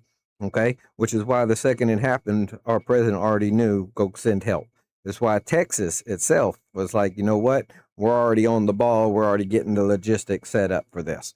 Like we're not, anyways. If you're not thinking like that, like what I just taught, then you're not American, and you're definitely not a Texan. Okay, so that's another good question: is are you thinking like I just explained? If not, then you're not for America, and you're definitely not for Texas, which Texan is a stronger patriotism and thought process than just being a regular American. Uh, Sorry, the rest of the other states or the world or whatever. It's just how it is. I'm not bragging, and I'm not proud of it. I wish we were the lowest on the strung. Like literally, as Texans, if we were the lowest of the communities in the world, we'd be in a great place right now. But also, we would strive to move up the first place, which in turn would have the others move up even higher. And it'd be a never ending chase of us getting better and better if Texas was the lowest. But we're not. We're like, sorry, we're at the, not an arrogance thing. It's all from love. Literally, it's all from love. We want y'all to have a nice, safe, like we believe in life, liberty, and in the pursuit of happiness. Okay, we believe in having enough room for you to breathe, raise your kids, and have fun. We believe everybody deserves that. These are God-given rights. God literally said, "Go and be fruitful, tame the land, and reproduce." In other words, make future generations that will improve on everything I just told you y'all are supposed to do. So, anyways, let's get back to the video. It's got some. It's going. Like I said, it's going to be so long here. And desert silence? Drive to Big Bend or Marfa? Want lakes and rolling green hills? Head to the hill country. Want a buzzing, neon-lit downtown with live music spilling out of every bar? Austin, often called the live music capital of the world, has more than 250 live music venues, and on any given night you can hear blues, country, rock, or Tejano pouring out into the street. Want a massive... Oh, we love our Tejano music. I'm gonna tell you now. I've been a fan my whole life, and one of the earliest people I fell in love with, the music wise, was Selena. Okay, if y'all don't know about Selena, go look up Selena. Okay, uh, not Selena Gomez. Forgot her last name. Crap. Anyways, one of my favorite albums was Ore Siempre. Uh, I just fell in love with that. It's cumbia and some other forms of Mexican. Anyway, go research Mexican music and check it out. You're more than likely going to find a version, one of their genres, great. Some will have you sway in like slow dancing, and then other genres will have you out there hopping, locking, like I forgot the name of that dance that them people do where they're like down on the ground. They're on their feet though, and they're kicking their legs out. That that Polish, German, uh, Denmark, maybe. I don't know. I can't remember. But anyways, you'll there's so many types of Mexican music. Go check them out. You'll find one you like, guaranteed. Even if it's just one band and one set genre, you'll find from you'll find that line dancing, so country dancing, and forms fit in it, and you'll find others where like uh, like rock dancing, so to speak, or ballroom dancing, you name it. Uh, Anyways, you ain't tried Mexican stuff, go out. And the question is, do you hate Spanish? Do you hate Mexican culture? Are you just down with Mexicans, not knowing that Texas is literally a blend?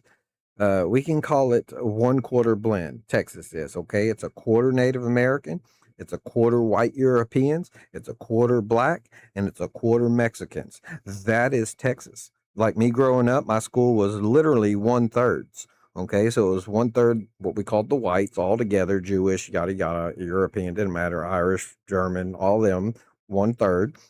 1/3 Mexicans and 1/3 black. So I was the Indian, and there was only two of us. Okay, so that was what I grew up in, and there was no racism. Everybody helping everybody. Everybody ate at people's houses. We hung out and had sleepovers, had barbecues together. We never looked at each other crazy, like ever. That was like my whole life, like literally. But now, from what I'm seeing in Houston, it's not looking like that anymore. And the only thing I can see that changed is it became democratic. That's literally the only thing that's changed since the 70s, 80s, is the Democrats have had their way too long. And whether that's a direct correlation or not, you can decide. But if you're part of these blue cities in Texas, literally causing it to change from being super ultra great place to live, no matter what color you were or how people perceive some imaginary shit. If you're now the reason and pushing for like Jasmine Crockett. Jasmine Crockett lost her Patriot badge, lost her Texas badge, lost everything. She should not be here. She is what we call anti-racist, or reverse racism, for lack of a better word. So, a few people growing up, okay, and this was coming from from multiple families. So I had a friend named Carlos. His mother was pure Mexican from Mexico, came to America legally, and then had kids, and that kid was my age. Uh, so that was one of my best friends. And then I have some Ray, the guy that passed away when we were like 14, 15 years old. But I had Ray, which is Spanish, not Mestica or Mexican, but the Spaniards that came over. He was Spain, and their mothers. Okay, I used to get hit by, like smacked around. That I know about the chalangas and the shoes and the flip flops. Okay, I know about all that. Direct first experience. Anyway, it's all fun. But anyways, a little racism there. So when they first saw me, they thought I was white. Uh, they didn't know. And then when they find out about me, a couple months later, finally get to talk to them, and they find out I knew Spanish and I could talk to them in Spanish and whatnot. Then I can come in the house. Then I actually had conversations with them. Then they found out my family, and they realized they knew some of my family, and like, oh, okay, well, you're just as Mexican as us then. I was like brought in, so to speak, because Native Americans, and the Mexicans got along great together to fight off the whites, so to speak, the European settlers coming over into Texas. Anyway, and then of course the black side, right? Go to my black friend's family, barbecuing and everything, and riding horses on the ranches and wearing cowboy hats, cowboy boots, and just living it up, good life. Like it was just regular humans, different shades across the board, but who cared what shade you were? Uh, Only you as an individual cared what shade yourself was, because you needed to dress in this Texas sun, this Texas heat for what you were doing, right? Or how long you were going to be out on the beach in just swim trunks or just a bikini if you're a girl, you know what I'm saying? Or how much sunscreen you need to apply and how many times you need to apply it, like every 10 minutes, every 20 minutes, maybe every 30 minutes you can get away if you're going to be out there for only an hour or two. But if you're going to be there all day, 6, 7 hour barbecuing on the beach, yada, yada, you're going to need some sunscreen. Even black people need a sunscreen. Like they weren't cut out just because they had a lot of melanin. Oh, no. An 8-hour day on Galveston Beach or Texas City Dike fishing or whatever, you're using sunscreen. Like I said, skin color didn't matter to us. And I don't know why Jasmine Crockett's bringing it back today. That is so crazy. She needs to go somewheres with that. She is literally creating or trying to give some kind of permission for black people to now be racist. For what? For what reason? Makes no sense. So anyways, let's get on with this. Glittering modern skyline, Houston and Dallas both rank among the largest metro economies in the entire country. If Texas were its own nation, its economy would be the 8th largest in the world, ahead of countries Oh, the Texas Stock Exchange is been tested and it's about to open up, or it just opened up. And so New York's no longer needed for the New York Stock Exchange, so to speak. For now, the integration into Texas and the buildup of Texas Stock Exchange will eventually override New York. Just to let you know, before the 1900 storm in Galveston port was the number one port in all of America. Okay, so everything that you know about New York and New York ports and all that, with a tea party and all that. So, anyways, uh, that was that the port that became the biggest for bringing in goods and yada yada was Galveston. Then the 1900 storm hit. Okay, and they had to rebuild Galveston by uplifting. I think it's like 24 feet. So we had to put 24 feet of dirt on here, and that's why we have a seawall now, and stuff like that. And anyways, so it's like 24 foot higher than it used to be, and we rebuilt.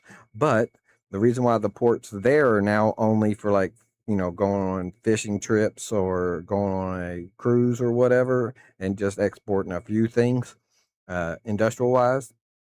The reason why is because they didn't want to have to keep rebuilding after every hurricane, so we moved it into Houston. So Houston, we built that port to become Galveston Port after the 1900 storm, and Houston uh, took longer to build up because it was dinky. Galveston was bigger than Houston before the 1900 storm. So Houston took longer to build up, and in the meantime, New York was blazing, right? And so New York's port kind of took over. So while we were in that transition, they rerouted all our incomings from the Atlantic Ocean over to New York. And that's how New York became the bigger ports. So Galveston, or Texas, being the largest at everything, was true at almost at one time. Like literally everything that you could think of. What's the largest port ever? Galveston was there at one time. And what's the largest this? Okay, that was in Texas too. So, anyways, but we do say, like we say, Texas, everything's bigger in Texas, and we're not lying. At least at one point, everything was bigger in Texas. Like our port was bigger until 1900. Like I said, anyways, so let's get on with this. Like Italy, Canada, and Russia. Of course, no honest look at Texas would be complete without talking about the heat, the storms, and the sheer unpredictability of the weather here. Because if there's one thing that tests a person's resolve to stay in Texas, it's the climate. Summers in much of Texas regularly hit 100 degrees Fahrenheit.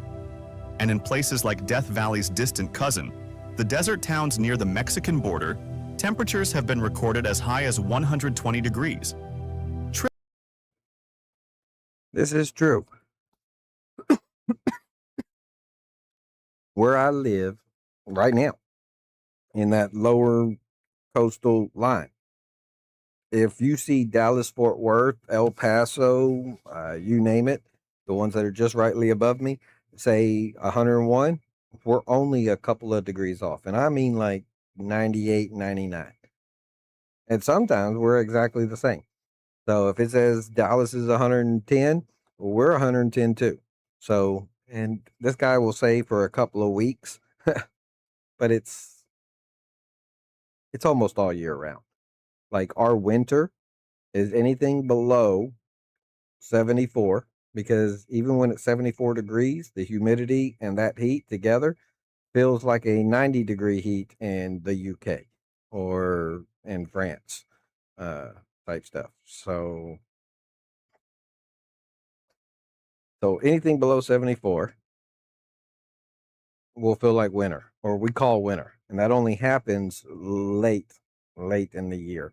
So somewhere's around November, we'll get like a couple of weeks, and then 2 weeks of back to hot or slightly hot, like 80, 75 to 85 degrees.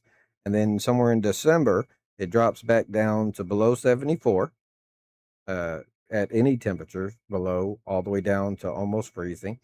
So all of December and a couple weeks into January, will be below 74, but above 40. And then somewhere in January, it'll get back up to like 78 degrees for a couple weeks. And then somewhere at the end of January, beginning of February, it'll go back to 50, 40 degrees ish for a couple of weeks. And then by March, so coming out of February into March, we start hitting spring temperatures where we're back up to 74 to 85 degrees. And then by the time June comes around, we are floating between 85 and 100. And then by the time September comes around, we're floating between 90 in the middle of the night or at 4 in the morning, which is one of the coolest parts of the day. 4 in the morning because it takes a long time for heat to dissipate. So that's about 90 degrees at 4 in the morning. And during the days, it's anywhere from 98 to 120 degrees, like they said.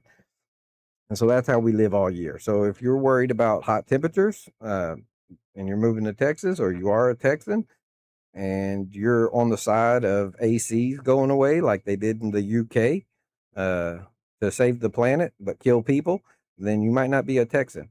So think about that. Uh, that's the next question for you. Triple-digit heat for weeks on end is simply part of life here, and air conditioning isn't a luxury in Texas. It's a survival tool, with the state burning through more electricity for cooling each summer than almost anywhere else in the country. But it's not just the heat. Texas sits squarely inside what meteorologists call Tornado Alley, and it experiences more tornadoes annually than any other state in the country, averaging around 155 a year. The flat plains of the Panhandle and North Texas offer little resistance to the collision of warm Gulf air and cold. I'm going to tell you now whether or not those quick things were AI generated or not. Regardless, it doesn't matter. That's exactly what they look like. When you're standing on a road with your car pulled over and you see a tornado up there in a field like that and it's about to cross the road that you're about to go down, if you go another 4 miles down the road, you'll be right in the path. So you stop and you get out your car and you're looking at these. That's exactly what, even with the stuff flying around, like kind of suspended. Some of it fly so slow, you're like, how is that cow literally moving 3 miles an hour, but it's 20 feet off the ground? Like, it's crazy. It literally looks AI generated. And like I said, I was witnessing this back in the 70s, 80s, and 90s, right? So regardless if they generated that with AI, that's exactly what it looks like when you're standing on the road within 5 or 6 football fields of an actual huge tornado touching down. I've seen it. I've seen it many times. I lived through Hurricane Alicia. The eye went right over my house. It literally was pink outside for about 40 minutes. And then the eye disappeared and the wind started back up and we lost everything after that. So when it first hit us, we didn't lose trees and stuff like that. Like we had ancient trees that were huge, huge oak trees, huge, like enough to have 70 kids inside of a tree house built inside of it and still couldn't complete the whole tree, right? Like still many branches never used, like huge trees. And the storm didn't take it out until after the eye passed over us and the north and the southwest corner then came into play and took it all out. Like that's like that probably the first storm I truly remember. I think it was 85, 86, somewhere in there. That's the first real storm I remember. And then, of course, I lived through all the other ones. Katrina, the guy named one, I forgot his name, Ian, and some other one. They were all like some of the largest hurricanes on record. Literally went in like my house. Like the last house I lost was the one before Katrina or after Katrina, somewhere in there. I was living with a friend temporarily, uh, and by Tiki Island, close to Tiki Island. Okay, and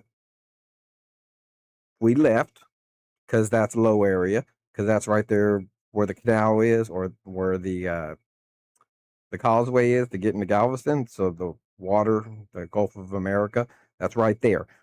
And we knew that it was going to flood regardless. Even if it was just a regular, 3-meter storm surge, it was going to flood. We didn't know what was really going to happen, but it did. So, anyways, we all go in further into Houston and get hotels and stuff in deep Houston, downtown Houston. And when we went back, we had to get boats, okay, 4 miles, 4 miles away from the start of the city that we were living in, and then another 2 miles. So we had to park our trucks on the side of I think it was Highway 6, and pull out our John Deere boats, our little flat bottom aluminum weld boats, okay, with a motor, and travel 6 miles to get to where our house was. And there was a tree and a few other poles, light poles or whatnot, sticking up. And by the time the water receded over the next few days, we realized there was no houses left. But somehow all we had was a mailbox, still in perfect condition, slightly bent. It was a wooden post, so it was slightly pushed over at like a 13-degree angle, but not dented, not busted, not ripped off. I'm like, that's it. Yeah, that was a fenced-in yard with a full-blown house on it and a garage and cars and everything on there, and it was gone. And so we just popped tents on our little land once it all dried off. And so we were living in tents for a little while. And then the guy says he's not rebuilding the house. We all had to leave. But at least we had the mailbox still there. So, anyways, I've been through all that, and I was like, okay, I'm done with this, and went back, you know, went into crane operating from there. So I worked in Houston at Maxim Crane Work for a long time, uh, doing the plant turnarounds. And my father was in the plants business, one of the top four, and so I already knew how the plants operated. But now I'm taking them apart, sending them off, getting parts rebuilt, and putting it back together so the plant can start back up and produce more fuel or different chemicals. Chemical plant, that's what they're called. Anyways, and then I went into building ships. So we had the contract through Louisiana with Bollinger Shipyards, and I was one of the tower cranes for, and that was one of the last jobs I had before I became so disabled. I started doing just rental trailer work. So we're renting out. Somebody was renting out trailers for the people who do bass fishing tournaments here in East Texas, Toledo Bend and stuff. And so whenever they were done with the weekend, me and my mother created a business with us two as employees and me as the owner. And we'd go over there and clean up all the trailers and get paid and file our taxes that way. And then eventually, after a year and a half, I couldn't do that no more. And I became a manager of a Pizza Hut. And within a 9 month period, that was it. I couldn't work no more. And I tried. I was literally trying to just trim hedges with my electrical equipment. Okay. I started a job. He paid me the money.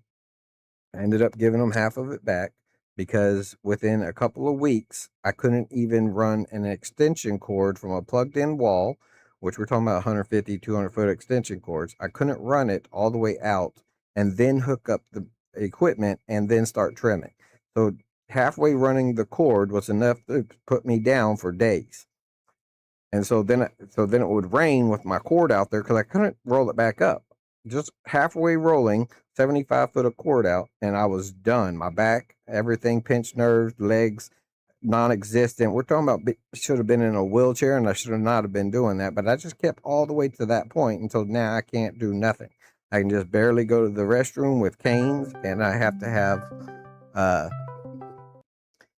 have my wheelchair if I'm doing anything. And my wheelchair is the wrong one. It sits me up 90 degrees. And so I went from 45 minutes of being in a wheelchair before it was so painful I had to heal for a week, all the way down to 5 minutes. So that is my time limit in the wheelchair I have, and that's why I can't use it no more. That's why I'm stuck at home. I need to be able to get a new wheelchair that has to lay back to 33 degrees roughly, and special padding in there so that I can actually go and do things in town.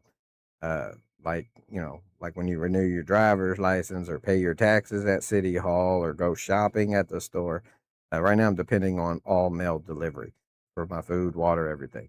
So if you haven't thought about it, I know I'm kind of late in the video, but hit that subscribe button if you want to help support, and hit that bell notification on not only my channel, but his channel, and give that thumbs up, help push the algorithm. Okay, Wolfie, stop.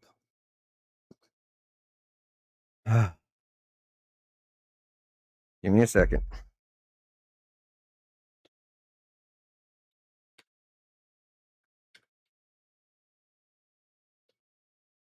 Okay. So let's get back to the video. Fronts sweeping down from the Rockies, creating some of the most violent storm systems on the planet. And then, on the coast, there's the constant threat of hurricanes rolling in off the Gulf of Mexico. Hurricane Harvey, in 2017, dumped over 60 inches of rain on parts of Houston in a matter of days, the highest rainfall total ever recorded from a single storm in U.S. history, flooding tens of thousands of homes and displacing over 30,000 people. And yet, despite all of this, despite the heat that could fry an egg on your dashboard, despite tornadoes that can level a town in minutes, and despite hurricanes that can swallow entire coastlines, people stay. Not just stay, but thrive, rebuild, and come back stronger year after year. There's a phrase you'll hear often if you spend enough time in Texas. Texas Tough. It's not just a slogan.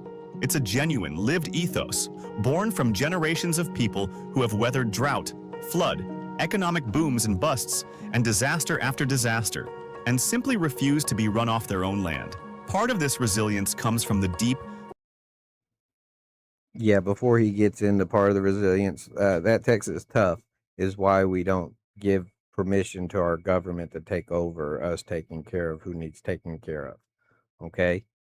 If we can literally have Galveston wiped off the map and within a couple of years build it up 24 feet, the land itself, and then build on top of that the actual businesses and the roads and everything.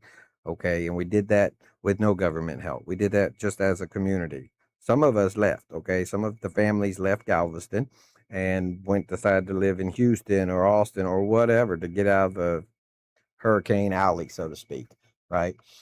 But the ones who stayed literally was like, no, we're going to build it better. We're going to build it right. And we're going to build it up. And we're going to help each other out. They literally had to build temporary shelters for everybody to live in with their kids, temporary schools, you name it. We had to build everything temporary while we built it up. And then after we built it up, we had to build all the actual establishments and move everybody over to the real homes, to the real schools.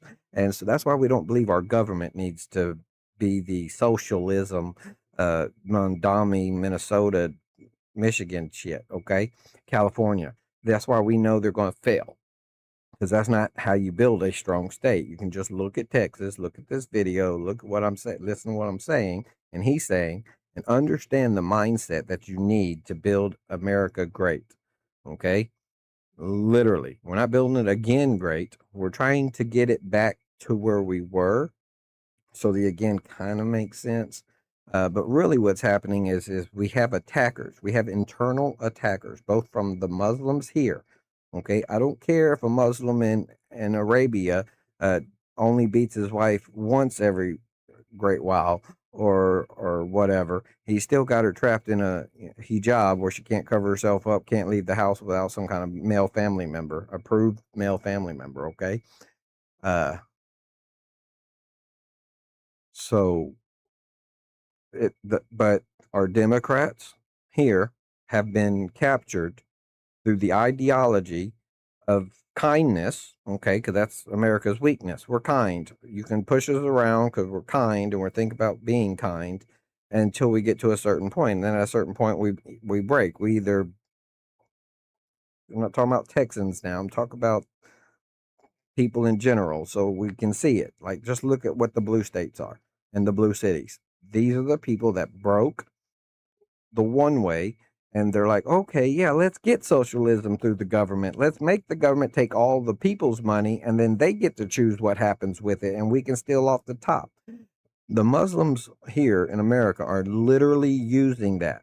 Matter of fact, right now, if you go look and if you go to your PTA meetings, if you go to your school council meetings, if you go to your city council meetings, and you have anyone pushing socialist stuff, ask for an investigation of them and see if their money is coming from China, from any of the Muslim countries, which now there's so many of them, Somalia, you name it. Is it coming from them? Is that what is there some kind of money behind them, pushing them so that the Muslims will eventually become your mayor, will eventually be on your city council, changing your streets to Muhammad rapes little kids, and so does his followers. That'll be the name of your street. like literally. And then they'll start blasting the music out, and the second they can blast their music out over your city, you're conquered, according to them. Like literally. Like the second, because in order for them to blast music out illegally like that, just let you know, here in Galveston and Houston, my uncle, my cousin, sorry, was literally the poster boy for the day they banned loud stuff in public. Okay, it was the day, like, he was on there with his old 1982 boombox, and the blasted on the headlines was uh, city ordinance of loud music or loud excessive noise banned. Okay, so they can't blast that out where I'm from. Uh, like, it's illegal.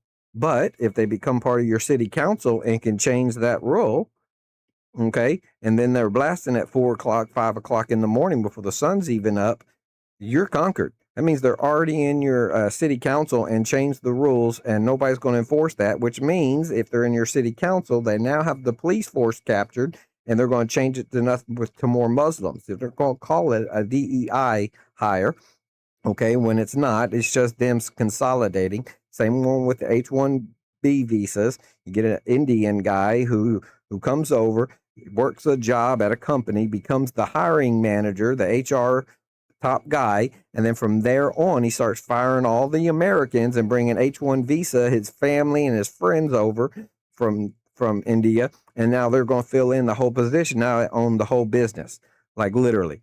And we need to stop that abuse. And so, and then of course, like in Texas, we just found that China, for the past 20 years, maybe longer, have been running a hospital that's been advertising for birthright packages where you can just fly over here and it's all set up for you, the paperwork and this and that. And the hospital was offering these packages. You could buy them. I don't know how much they were, but say it's like $200 or something. So you have your baby, they fill out all the paperwork, get you your passport for your little baby, and send you on your plane back home. And that's illegal in Texas, and so we're stopping that, and that's what's been happening. Okay, yeah, everybody needs to wake up. We are literally in what we call a silent takeover or a silent war. You want to keep your freedoms? We cannot have this socialism push right now. Right now, okay, for now, we need to get these people out. We need to control our borders, control our citizenship. Birthright citizenship needs to be changed. Okay, the idea of it needs to get back to the original. Okay, and we need to get these people exported out, or there will be a literal war on the streets. Just saying. How do you think we're going to get Minnesota back? Tim Walz and Ilhan Omar's Somali community. How are you going to get that back? Are enough Americans going to move in there to overpopulate faster than them, and then elect another official, and then get the officials in there to start reversing all the rules? And then, of course, you're going to have an uprising of the Somalians fighting back against that and rioting in the street. Like I said, it's a war one way or the other. Okay, whether it's violent, which is mandatory in some places now, they're conquered. Once you hear that music blasting, that Satanist music from the Muslim community blasting out all times of the day, it is your own recourse or repentance or reversal is literal violence. After that, you're not going to win out breeding them. So back to Texas. Are you Texan? Or are you just somebody living in Texas messing it up for us? So if you're thinking, if you're thinking with your heart like you're supposed to be, but you're thinking of killing the people who literally love Texas, and you're giving it to people who literally are just here to take over Texas and turn it into Mondami land and Ilhan Omar land and Somali, basically, or Bangladeshi, whatever, then you're killing us. You are the problem. Okay. Uh, You have a great heart. That's fine and dandy, but use it correctly. Don't use it for the enemy. They're going to smile at you like Rokana and them. They're going to smile at you. Some things they're going to say sound good. some things are good. Like Ro Khanna, I just heard earlier, he literally stood up and said everything we stand for, but he doesn't stand for that. He's just saying that so you get on his side. Once he gets into some kind of power position, he's going to switch over. It's the law, Sharia, of their religion. Okay. It is literally their law. Lie to the infidels until you gain the power, and then either make them submit to you and make them pay a tax to you or kill them. It's that simple. And that is where we're at right now. They're going to smile and be nice to you because they're a small population. But once they gain control over your schools, which in schools, you already see it happening. And let me tell you, okay, this is going to be a little bit, but stay with me if you're still with me, because this is very important. This is part of the PSYOP. This is part of their plan that y'all can't see. Okay. So the push all these years, and this isn't just Muslims, this is Chinese, this is all everybody, all countries around the world hate us so much that they're all a piece of this, okay? So first, make the American woman not be part of the family. Okay, separate fathers from the family. Then make them not want to have the kids because they just want to, be promiscuous. Okay. So get abortion legal, get the pill legal, the day after pill, Plan B or whatever it's called. Okay. So now you diminish the population of Americans breeding Americans. Now get the borders open, bring the people over. They are going to live off of the government. Okay, that's that kind heart. Okay, that's where the government gets to tell you who they support and where that money goes. So now they come live off the government and have a bunch of kids, and we aren't having kids. Eventually, their population grows high enough for them to vote themselves in. We've seen that with Mandami, we've seen that with Ilhan Omar, and we've seen it around the world. That's how that happens. Okay. And while they're doing that, now that they're in your schools, they're like, oh, kids, we're going to teach you from a young age that you're gay, so you're not going to have kids. We're going to teach you that you can't bash anybody because once we take over and start putting y'all under a Sharia law, we need y'all to feel so ashamed that y'all just accept it because y'all grew up as kids through it, right? And we need to introduce you to Islam, to be a Satanist cult worshiper, and hate the Judeo-Christian way. Therefore, you're on our side, and you can get rid of the Constitution and bring in Sharia law.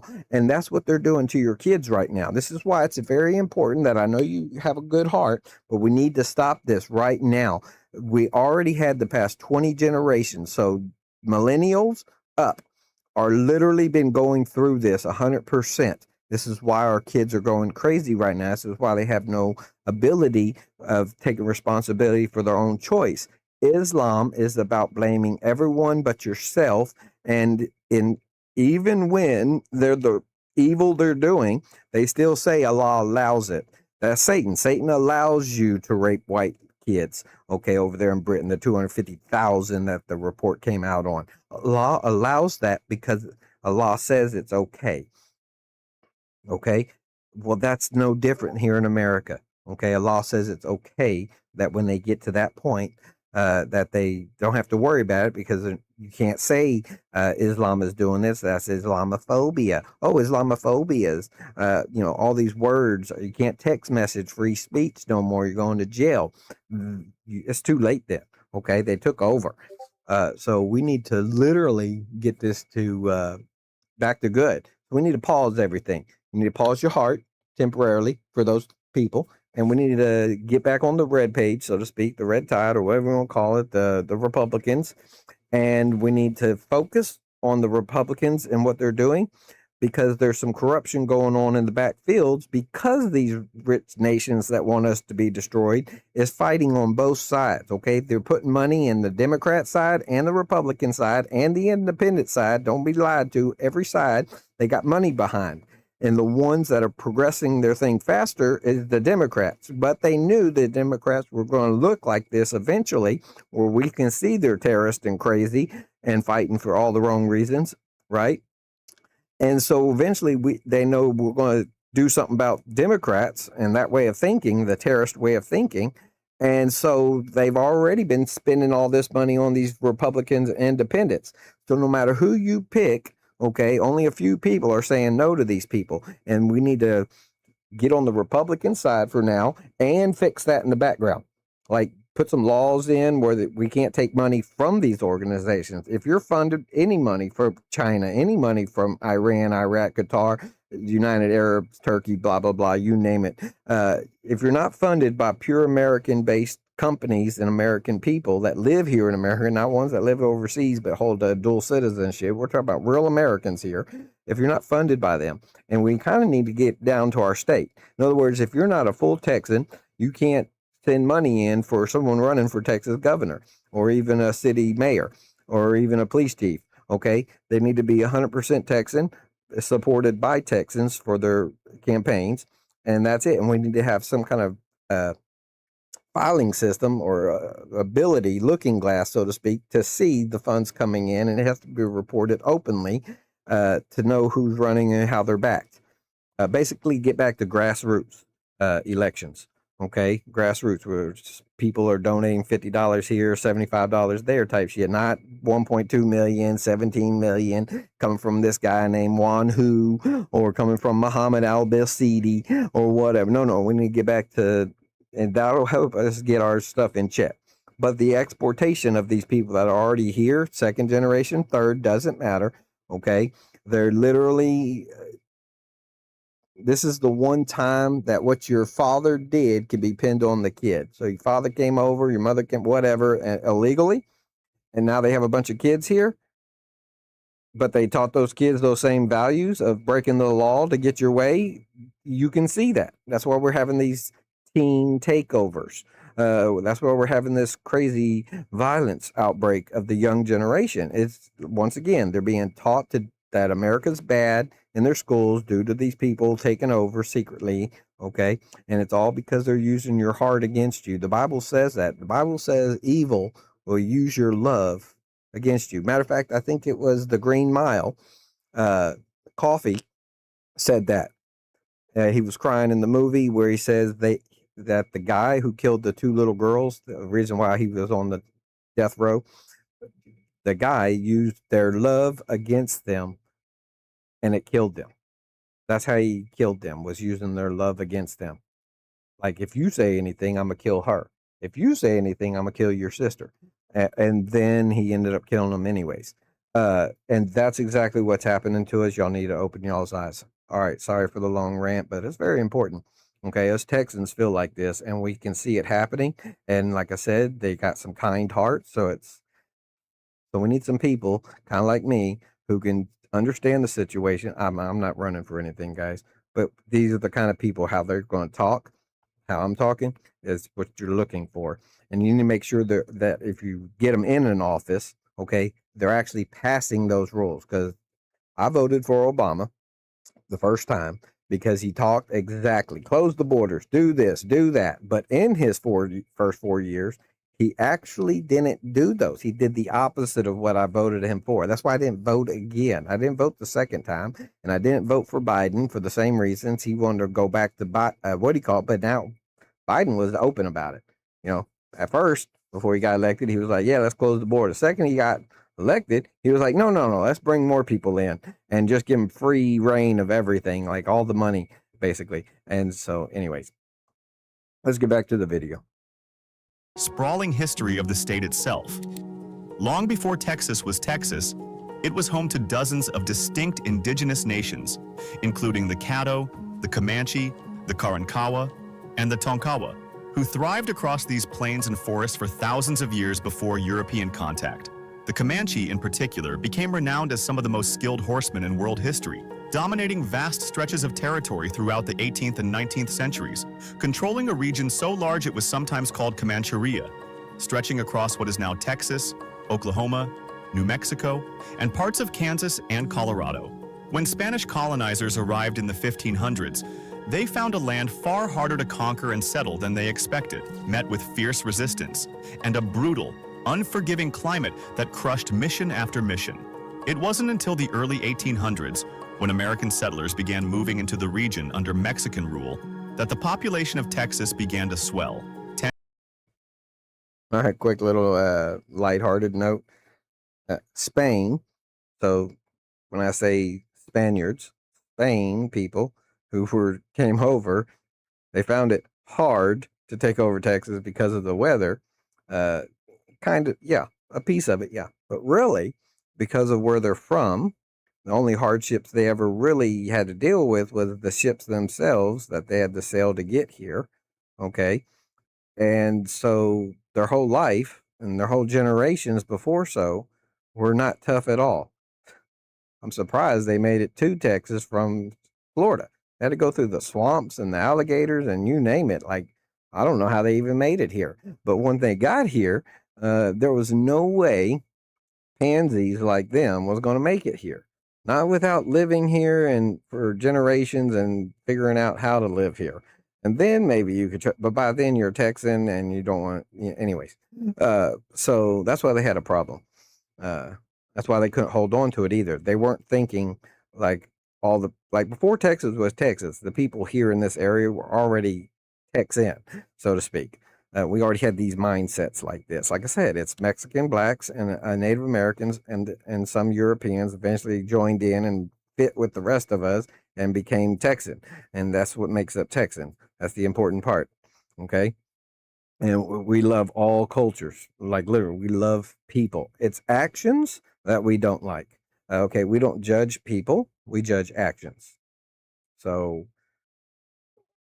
that is the Texan way. That's also the Bible. The Bible teaches that, okay? It's you love the person, it's the actions you can condemn. So when someone tells you, Allah Akbar, we're here to replace the Constitution, they're on your streets protesting saying Sharia law, or they're on the streets or on a YouTube channel saying uh, uh, Islam will come into every house. That's what they mean. They're literally saying war is already upon us. We're already on your grounds and we're already fighting you all on all the different fields, both secretly, so to speak, just outbreeding you in a community. Then the other ones are sneaking into your councils and changing rules and your police force and your mayors and your governors and stuff. And then your legislation. This is how they take over, like literally, because they're going to outbreed you because they done trained everybody to kill babies and not be a part of a family no more. They're destroying the family, the community, neighborhoods, community. Remember, I told you at the beginning, they're destroy, and then of course that destroys the state, and then of course they go to the government to destroy the government and change the government. So one of their next steps is not only to increase the schools where the kids are being raised and get those teachings in there early, so that they're not growing up American no more. Now they're growing up as if they were in Iran. Okay, they're growing up that way, and then they'll send your white kid, to become a politician with their ideas, and that will be the president that you accidentally elect, not knowing because he stayed silent about it. That's his whole job from 2 years old, being in this school with these Muslims and people teaching him this crap until he's 45 years old and he runs for president. You'll never know that this is what he believes. He'll talk like an American, he'll look like an American, everything. Okay, and he'll become president, and once he's president, he'll start doing some crazy stuff to enforce Sharia law, to switch out the Constitution into Sharia law. But by that time, that's just a secondary, thirdary, fourthary plan. They have hundreds of plans going at one time. These are just single plans I'm pointing out that are happening all at once right now, okay? And if that doesn't succeed, they're on so many other plans that might succeed. They might just take over all of Congress, which happens to write the laws, which is all they need.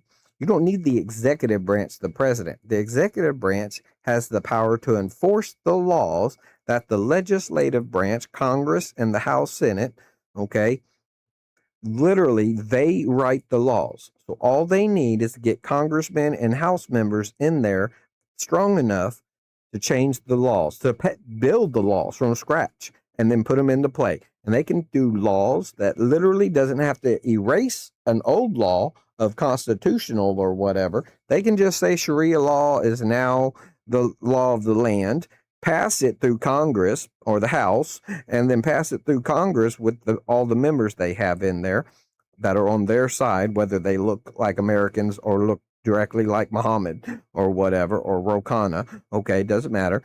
And then once they pass that, it automatically overrides Constitution and Sharia becomes the land of the law. Now your president is the one to enforce it, the executive branch, which is why they're working on multiple fronts, because now they need control of the army to enforce the new laws that they're passing over, but they need to start with the judges, which is why our judges are being retarded right now. That's why the 14th Amendment was read wrong on purpose. None of the judges, none of them said the right thing about what the 14th Amendment, because the guy who invented the Fourth Amendment literally built the Fourth Amendment, and the two other guys with him sat there and said, this is only for the black slaves. It is not so birth tourism in the future. He literally calls all this out. It wasn't even granted to the Native Americans who were here before them and born on this land. And so it was literally only the free to guarantee the freedom of the slaves, the black slaves, or any slave really, but the black ones, because that's what we had over here at the time. And it could not become the 14th Amendment. You couldn't even start finalizing the 14th Amendment and bringing it before Congress to write it into law until the 13th Amendment. The 13th Amendment was the setter off or the catalyst to make the 14th Amendment, which the 13th was the freedom of the slaves. So if you go look at our amendments, they're literally in order of how it had to be, right? You couldn't make a 14th Amendment that gave citizenship to black slaves until they were free. So the 13th Amendment had to come first, then the 14th Amendment, and they literally argue that or present that in Congress or in debate. You go read their journals of the guy who made it, the 14th Amendment, read their journals, and they literally were in Congress saying that's exactly what it's for. It is not for aliens that come over and pop a baby out and that baby instantly gets citizen. He literally says that. And so all our justices that never mentioned what the 14th Amendment, even their objections, are corrupt. So they've already are spending money in large enough quantities that all our Supreme Court justices, all your regular justices, they're being fed money to vote this way or to look at our amendments in our Constitution this way, which is completely opposite of how of our Constitution. And what's opposite of our Constitution? Sharia law. Just to let you know, okay? I'm not saying this is why China even supports the Muslim world, because the Muslim world's going to take down America before China could ever do it themselves. Because we don't allow the Belt and Road Initiative like they did down in Panama and Venezuela and Cuba and how they ruined it down there. We've seen that and we won't allow that. Now, Canada, even though they've seen it, are allowing China to come in. Okay, this is all linked together, guys. Come with me on this journey. This is really all linked together. I'm not saying like anything's perfect or we have corruption everywhere on all sides of the aisle. We need to be American first. So we're going to be Texan first because that's a little higher, but you need to at least be American first, where you need to start picking your next door neighbor you've known all these years, and he's kind of one of those ex-military hardliners that are like, yeah, all these kids are coming in the neighborhood with their guns and stuff and shooting and stuff. We need to put them in jail. That guy, you need to get him to become your mayor. You need to get those kind of people on your school councils, okay, and as your governor of your state, and your legislation and houses and judges. Like, those are the people y'all need to get in, and we need to do this for the next 20, 30 years. That's roughly how long it's going to take to get us back to just where we were 20 years ago. Like, literally, I think from 2004, 2005 was the complete change and hold, and it's just been getting worse since then. I know it started way sooner, 70-something years ago, and the Muslims 49 years ago, and blah, blah, blah, this many years ago, and the Chinese 42 years ago, and blah. But anyway, but 2005 on is where you can see all the effects, like literally inside the kids that are now, young adults, like all the protesting, free Palestine. Why would you want to free Palestine? I mean, it makes no sense. Palestine is literally like, no, we need to kill Christian and Jews. And so if you're on free Palestine, that means either A, you don't know what the hell you're talking about, or B, you're just a fake American terrorist on our soil. Okay?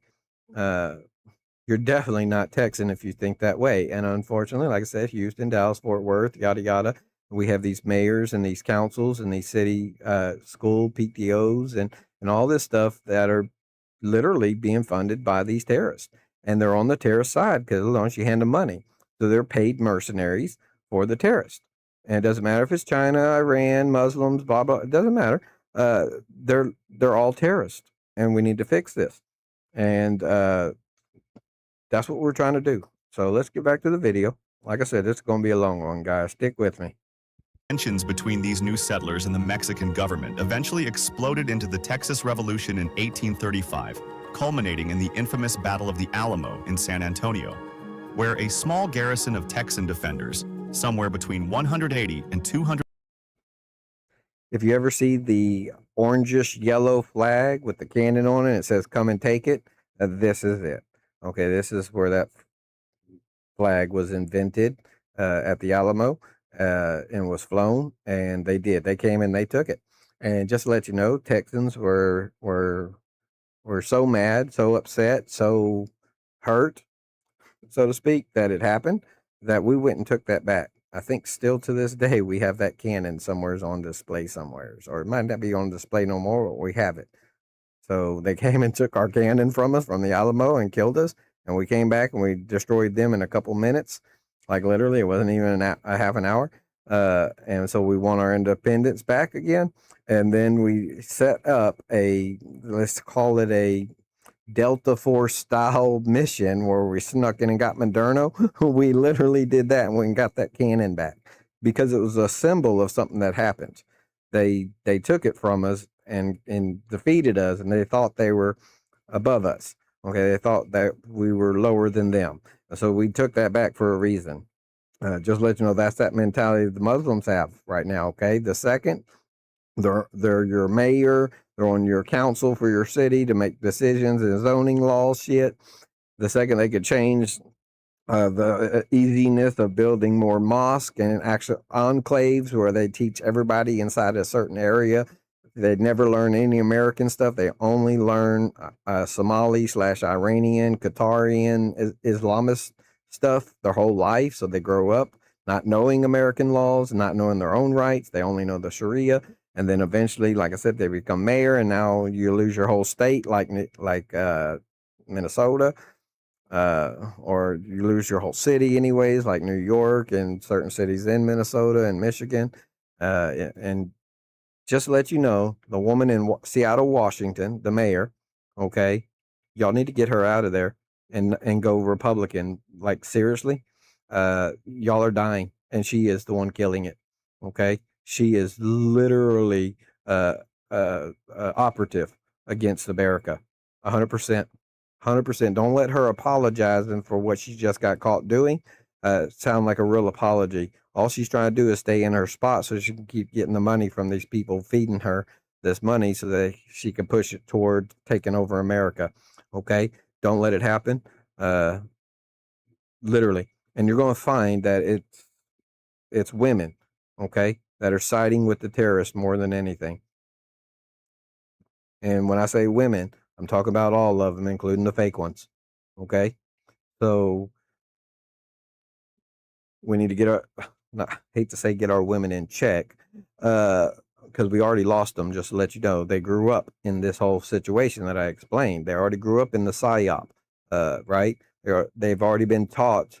So the people that are roughly between 21 and 40 ish, 50 ish years, okay, uh, have grown up and believe in what they're saying and doing and destroying America. And then you got the ones above 45 that may not have been subject to the psyop. It didn't work on them at all. They might not even noticed it. They just knew it was wrong at the time. But now they're older or they're old and their hearts are taking over and they're just, and it sounds like their daughters, you know, who are 40 and 35 are fighting for a good cause and they join in and support them. We need to stop this information network of deceit that is causing this loop, and it's happening more in the females. Okay, I think it's like 72% of the females is why Mandami himself got voted in. Okay, that was like either 43%, 70%. Anyways, white women. That's what they claim. So the psyop is working. It's working fast, and we need, like I said, we need to figure out as a community how to get together and talk to each other, uh, and find out who's getting money from where and why they're supporting what they're supporting. Like I said, anybody supporting government to have more power, more money, more control over the money, more control over the power is literally what the terrorist of any country is doing to us right now. So anybody claiming that social programs need to be increased, needs to be this added, needs to be that, this and that, are literally on the wrong side of history right now. Okay? Because their side of history means America will no longer exist and we'll all be third world countries again. We'll all be back we'll all just be Iran, uh, countries, like literally. Sorry. And it'll get worse from there. So the worst countries will be worse than that, and that'll be the best countries. So we'll be back in fourth, third world style. We won't be moving up the chain for a better life for everybody. Like I said, this is very important, guys. We need to get on it. Let's get back to the video. 50 men held out for 13 days against a Mexican army several thousand strong before being overrun and killed almost to the last man. The battle cry that emerged from that defeat, "Remember the Alamo," became the rallying call that just weeks later helped Texan forces secure a decisive victory at the Battle of San Jacinto, winning Texas its independence in a battle that, astonishingly, lasted only 18 minutes. This birth through hardship and against overwhelming odds is baked into the Texan identity in a way that few other American states can claim. Texans don't just live somewhere. This is why I'm telling y'all the secrets of these people, because we still have hope. Us Texans still have hope. We can get New York back. Still have hope. We can get California back. We're not going to give up ever. Even if those places die, get wiped off the map, we still have hope that we can bring them back. Start them from scratch, start them new, whatever. Hope never leaves a Texan. So if you're losing hope, or have no hope, or gave up on hope a long time ago, you're not Texan anymore. You're not even American, really. These are basic, simple things that you could distinguish whether or not you're an American, and especially if you're a Texan. We never give up, no matter how hopeless. Like I said, we were defeated. All of us was killed. And then San Jacinto happened, the battle there. And is that a defeated person with no hope? No. Didn't matter that we got wiped out. We still said no. Texas is going to be Texas. America's going to be America. Never lose your hope. Anyways, let's get back to this. Fight for that hope. Okay. Freedom is not free, and it's only enjoyed by those who protect it and fight for it every single minute. And the kindness that us Americans typically show, especially as Texans, but America in general, the kindness that the rest of the world sees when they come visit us, that is what we're fighting for the world. We want the world to have the same experience. We want somebody in the UK go visit somebody in Russia and they have the same kind of experience where people smile at each other, wave when they pass car to car. You know, they can't even talk to each other, going 70 miles an hour past each other, but still raise a hand, wave, just to say, hey, I see you, buddy. Have a good day. You know, that's basically what we're saying. We want everybody to experience that around the world. We don't want you to have to, stay away from that country. They used to be Irish and sang shanties and did this stuff, but now it's all Sharia law and prayer or whatever, or all communist China over there. You know what I'm saying? We don't want that for anybody. Matter of fact, we don't even want that for China and Islam. We want them to find God, to find the real happiness of why He built us and why this earth is here for us. Like I said, it's all about hope. Never lose it. Never stop fighting for it. Because what good is hope if you're not fighting for it? That's not real hope. That's fake hope. Don't be fake. Live in a place their ancestors quite literally fought and died to claim and to keep, and that history echoes through every small-town courthouse, every dusty cattle ranch, and every backyard barbecue across the state today. And speaking of cattle, no conversation about Texas would be complete without talking about ranching. a tradition that has shaped not just the economy, but the very identity of the state since its earliest days. Texas is home to more cattle than any other state in the country, with over 12 million head of cattle roaming its plains and pastures, nearly double the next closest state. The King Ranch, located in South Texas, is so enormous that it's larger than the entire state of Rhode Island, spanning over 825,000 acres of land. It's not just a ranch, it's practically its own ecosystem, and it has played a foundational role in the development of modern American cattle ranching, cutting horse training, and even certain breeds of cattle still used across the country today. This ranching heritage feeds directly into another defining feature of Texas culture. Now, he's not going to go into this, but here's not only animal husbandry, breeding for better meat, better animals to live in different conditions around different climates and stuff, yada, yada, all that kind of stuff. Okay, not only do we do that, but we also do the plant side. So your vegetable side, your agricultural side, you can look up a man in Texas somehow went to, I think it was France, okay, the wine country over there, brought some plants back. He did some tweaking, okay, to make them resistant to heat, drought, and this bacteria that's known to kill them, okay. And eventually, over time, like 60, 70 years, something, I can't remember the exact dates, France themselves, or the wine countryside, had a blight of that same thing that we designed ours or their original plants to be resistant again, bacteria or something. Okay, they had a blight of bacteria that lowered them down. In order to save the wine coming out of those areas, okay, a Texas man allowed another guy to come over, take whole plants back over there, and reintroduce the new Texas version, which is now heat resistant, drought resistant, weather resistant, bacteria resistant, bug resistant, you name it. We literally modified them to produce the same grape, just with a better stock. Okay, more hardy stock, a Texas stock, a Texan plant.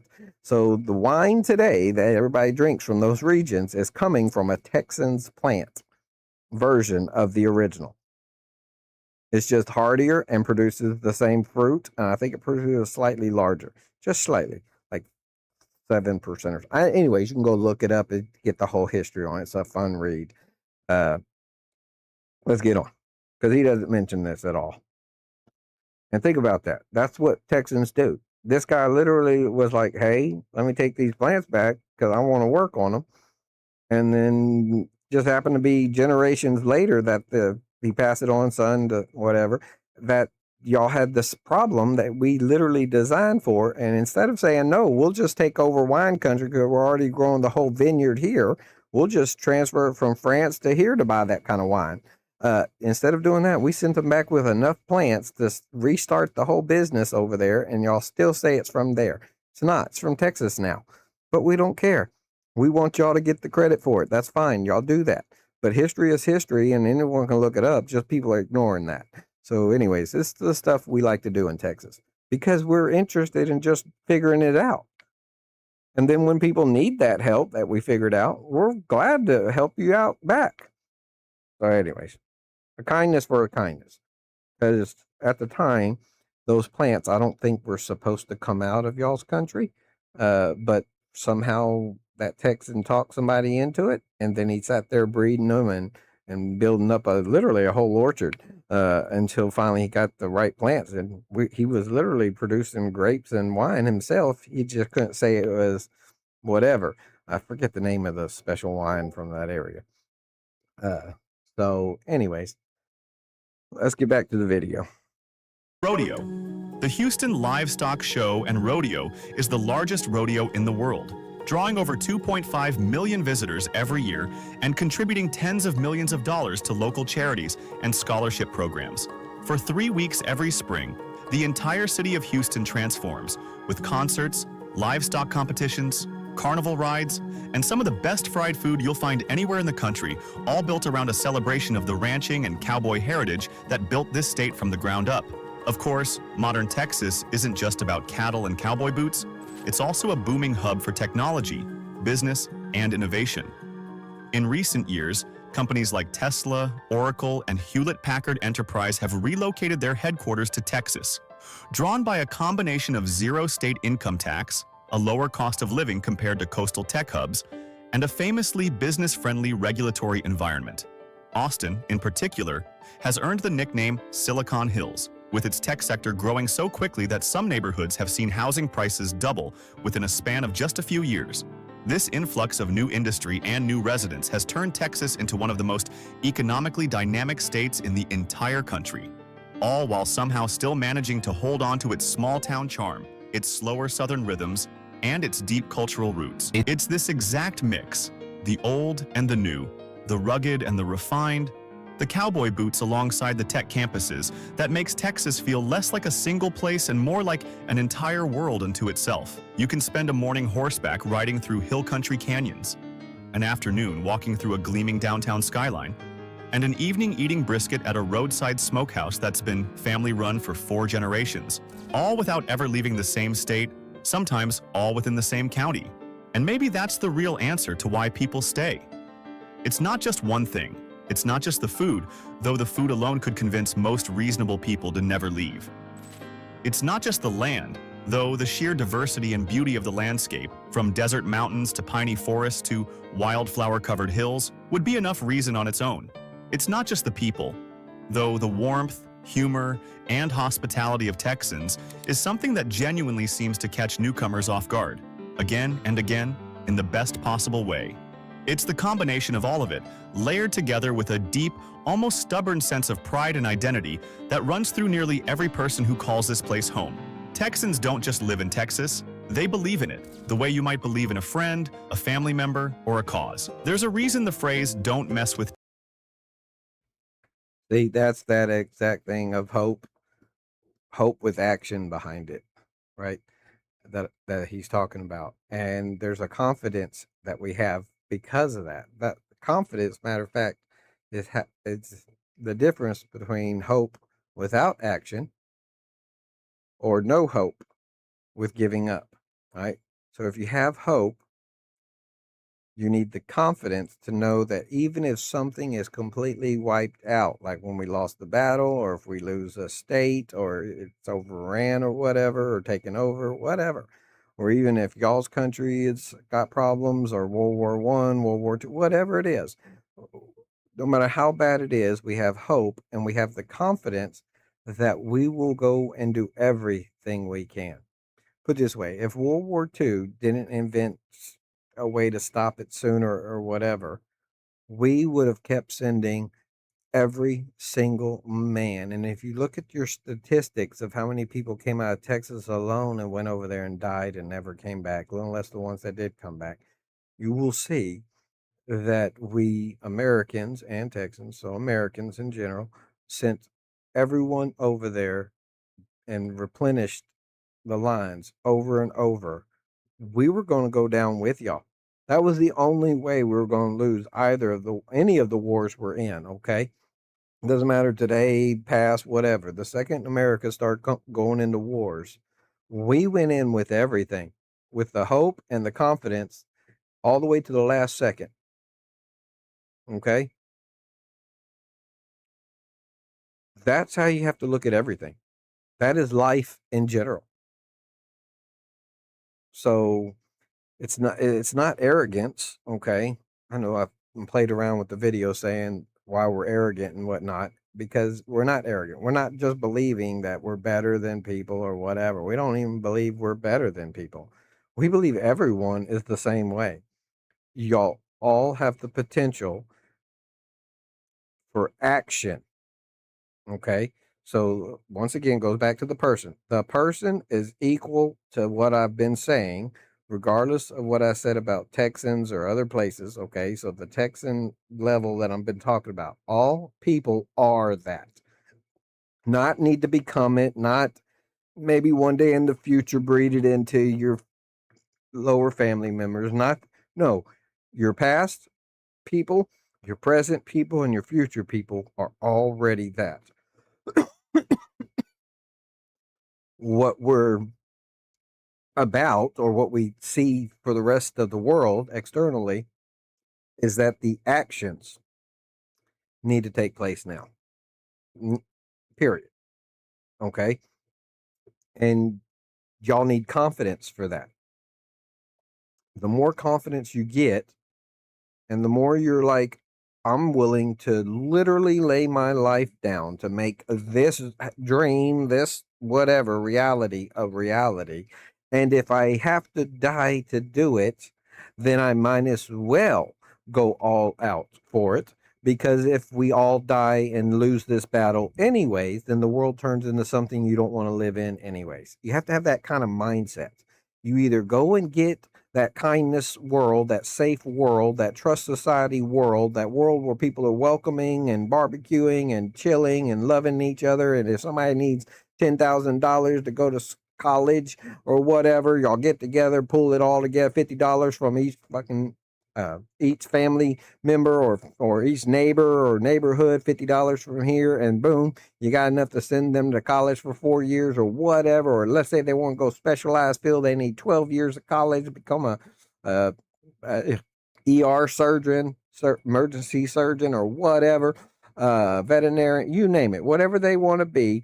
The community can get together and make that happen. It's not the government's responsibility. Quit relying on the government, because the government is too long of a process to remove and bring people in and change the system that way. Y'all need to do it on a society level, the people. This is why we say we the people. This is why our Constitution was made by us, the people. And this is why we the people are the only ones that can maintain it. This is why we the people need to fight for it every day, every second. And this is for everybody around the world. That's not an arrogance, okay? That is a belief we have in y'all. We have in ourselves. We have in every human on this earth. Every human. It's the actions that we have to judge y'all by, though. So get those actions in line with what you want, with what you believe, and go do them. Do them like your life depends on it, because that is life. You're not going to have the life that you want if you don't go do that.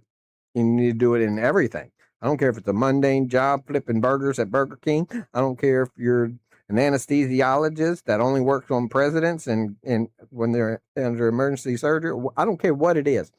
You have to treat life like that in all your fields. When you go to church, you're there to worship God. You're there to praise his name, not anything else. You're not there to socialize and look good in front of the other people. You're not there to, oh, forgive me, Lord, I've sinned. Look at me. I'm confessing all my sins in front of everyone. You're not there to do that. You're there for one reason only, to praise him, his love, and for it to shine through you and show him, okay? That is what life is about. And it doesn't matter who you think that God is, okay? As long as you don't assign him some false things to him, okay? Don't assign him that you can rape, kill little kids and marry them at any given time you want. Like literally, you can sell a baby out the mother's womb. It's not even out yet. It's not even 9 months in the womb. You can sell it, and when it's born, it can automatically be a wife to somebody, okay? That is Satan, okay, telling you that. So don't listen to that.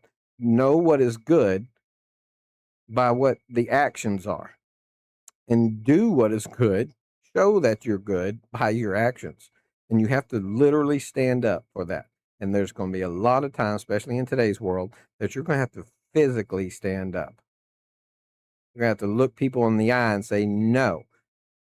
Sounds good to have $50 million in a social fund to house the poor people and get them off the street. Sounds good. But that's not the way to go about it.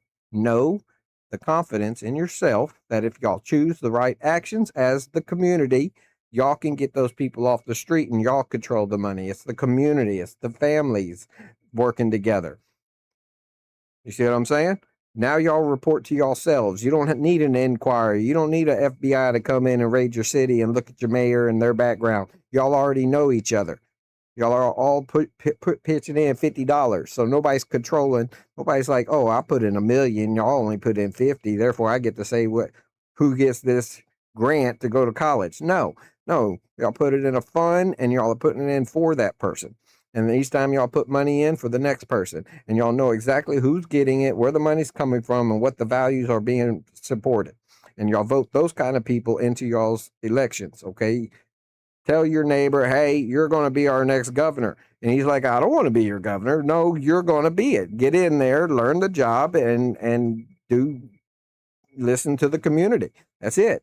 Figure we'll give you extra tax money to hire a professional, right, that understands the Constitution and how to write new laws and new uh, zoning rules and regulations and for businesses. We'll give you extra money to hire somebody to teach you all the ways to do it legally and correctly, right? And then you listen to us and implement it with his thoughts, right, with his knowledge, his legal skills, and make it happen. Like, we're okay with spending taxes to our government if it's going for the right reason.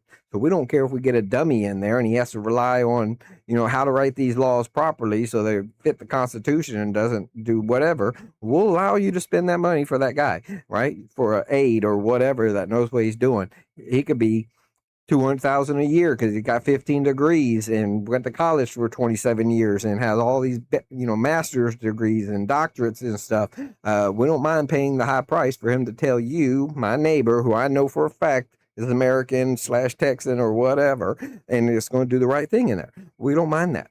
Get it done. Like I said, confidence in the people that the hope that you can get it done, and the willingness in action to make it happen. That's what the world needs to get on. So let's get back to the video. Like I said, it's a long one, guys.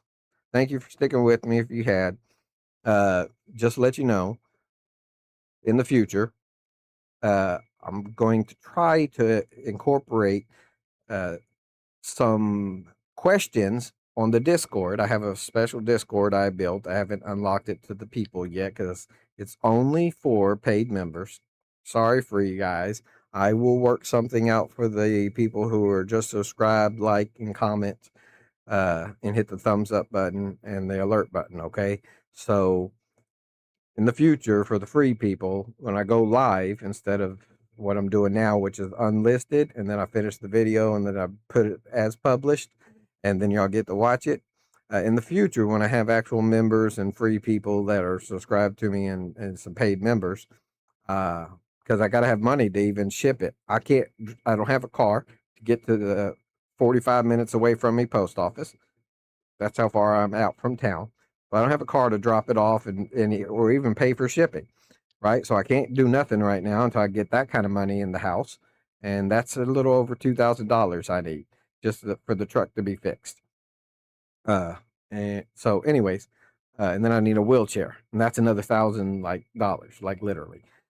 So anyways, so I'm like $3,000 shy of ever being able to mail anything, right? So I can't send prizes out, but I have them. I've got like 4 or 5 of them. I've been collecting them for a couple of years now, and they're sitting there. But anyways, the free people eventually in the future, I will at the end of these videos, I'll ask questions. Okay, like, what was my thought process on tomatoes? And any of the answers I gave you throughout this whole video on the Discord, I have 2 Discords. I have a public and a private one, paid members, non-paid, right? So on those 2 Discords, I will literally post the question to the proper Discord, right? And y'all will fill in the answers, and y'all will be able to see the prize that you're shooting for. And the top person that posts it first, timestamp, because Discord timestamps it, the top person that gives the correct answer first, I will contact, get your information, and mail it to you. But I have to get to that point first. Uh, so, and the more support I get, the bigger the prizes will get. So right now they're between $15, $20 to $40 because I've been collecting for like the past 10 years for this idea. So anyway, but members who will happen faster because they'll be paying, $5, $2 a month. No, it's 15 and up. 15. I got a couple things from the $15 one up that gets you the private Discord, and the $10 one down. You have access to the private one, but not all of it. But you have special private access to the community Discord. So there is 3 levels to the open community Discord. There's private, there's low tier supporters, people who just donate money, not subscription. And then there's a subscription level that opens up for people who give $2 a month every month, or $5 a month every month, or $10 a month every month. And then at the 15 level goes over to the private Discord, and the private Discord is open to everybody. That's $10 up. Okay, there's nothing hiding in there. So 10, 15, 25, 50, 100, or whatever that you choose to give me per month as a subscription, that automatically leads you there. Those prizes will grow faster, of course, in size and scale, and even feedback in what you might want. Like, you might be interested, you know, y'all might do a poll, and I get 7 things that y'all are interested in. I might hold the, what do you call it, and whoever wins will tell me of the 7 things that I could have bought a prize for you for. Then I will go buy a prize in that field and mail it to you. And it'll be a surprise, but at least you'll know it's a field. Like, let's say you like fishing, and your favorite baits are swim baits. I might get you that $75 swim bait, and throw in, 150 yards of Kevlar braided line or something, or maybe the swivel kits or the weights or whatever, the leaders, whatever, some extra stuff thrown in there. It's a surprise to you, but at least you knew it's going to pertain to fishing. It could be a fishing pole. That's a lot of money to ship these things. So like I said, it's going to take me time to get there, but I'll get there if y'all support me. And let's get back to this. Texas became not just an anti-littering campaign, but an entire cultural mantra plastered on bumper stickers and t-shirts across the country. There's a reason Texas pride feels less like simple regional loyalty and more like genuine devotion. So while Texas may not have the eerie mystery of the Alaska Triangle or the frozen extremes of the far north, it has something arguably more powerful: a magnetism, a gravity, that pulls people in and then convinces them to stay, year after year, generation after generation. People come to Texas chasing jobs, chasing space, chasing a lower cost of living, or simply chasing a fresh start. But what keeps them here, more often than not, is something a little harder to put into words. The food that makes you feel at home after just one bite, the people who treat you like family before they've even learned your last name, and the views, whether it's a canyon at sunset, a field of bluebonnets in April, or a city skyline lighting up at dusk, that reminds you why this enormous, complicated, beautiful state earns the kind of loyalty most places can only dream of inspiring. In the end, Texas isn't just a place people live. It's a place people choose, again and again, even when the heat is unbearable, even when the rest of the country seems to be moving somewhere else entirely. And once you understand the food, the land, and the people that make this place what it is, it's not hard to see why. Thanks for watching today's video. If you enjoyed this deep dive into why people stay in Texas, stay tuned for more. 음식 찌꺼기 같아. All right, guys, that was a good one. It was long, and he kind of broke it down at the end of why we are Texans, and what makes a Texan. Like I said, he didn't add enough in there for what we're dealing with now. But like I said, 40 years ago, that was great. That's what I grew up knowing, right? I had to learn all the details as I went. So I got 40 years or longer, actually. Like I said, my memory starts at 3. And so I've got 45 years on this earth, and everything's still there. Books I read when I was 8, still in my head, like the whole book, like literally. That's how I did school, is I just read it. So at the beginning of the year, they gave me the books, and I just read them all. I don't care if it was math, if it was dictionaries, whatever. I just read them, and then that's it. And then I just took my test, and I scored 98% or higher. I was in, since 3rd grade, I was in all the Quest, Gifted and Talented, Gates, Gifted and Talented Educational Students. Quest was Quite Unique Educational Students of Tomorrow, which eventually turned into GT, Gifted and Talented, which eventually turned into honors for high school, which eventually turned into salutatorian for graduation. I wasn't the valedictorian, that was a girl. Great writer too, wrote poems and was published and everything. But anyways, so that's my history. Like, this is why I speak off the cuff. And I forget some things, but when I end this, I'll remember them, be like, oh man, I could have said that date, or I could have said that person, or that event that happened, or I could have been more detail. But anyway, who cares? Y'all get the gist of it, and that's good enough for me. That's what I'm trying to get out right now. We need to get people back to who they are, back to being human and thinking in a human way, and not in a emotional uh, animalistic state. We need to get back to humans thinking logic and reason, and still using our heart in the right places, but not letting it override the rationale and the reasoning of our brains to do the right thing.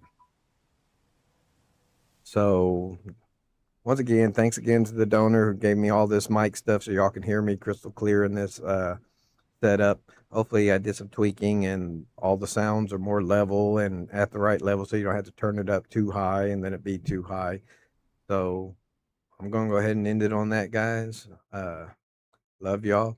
Hope y'all have a good time. And remember, actions are what stands out to everybody. And that's all we can judge on. Don't judge the person. Wait till the action happens and then judge.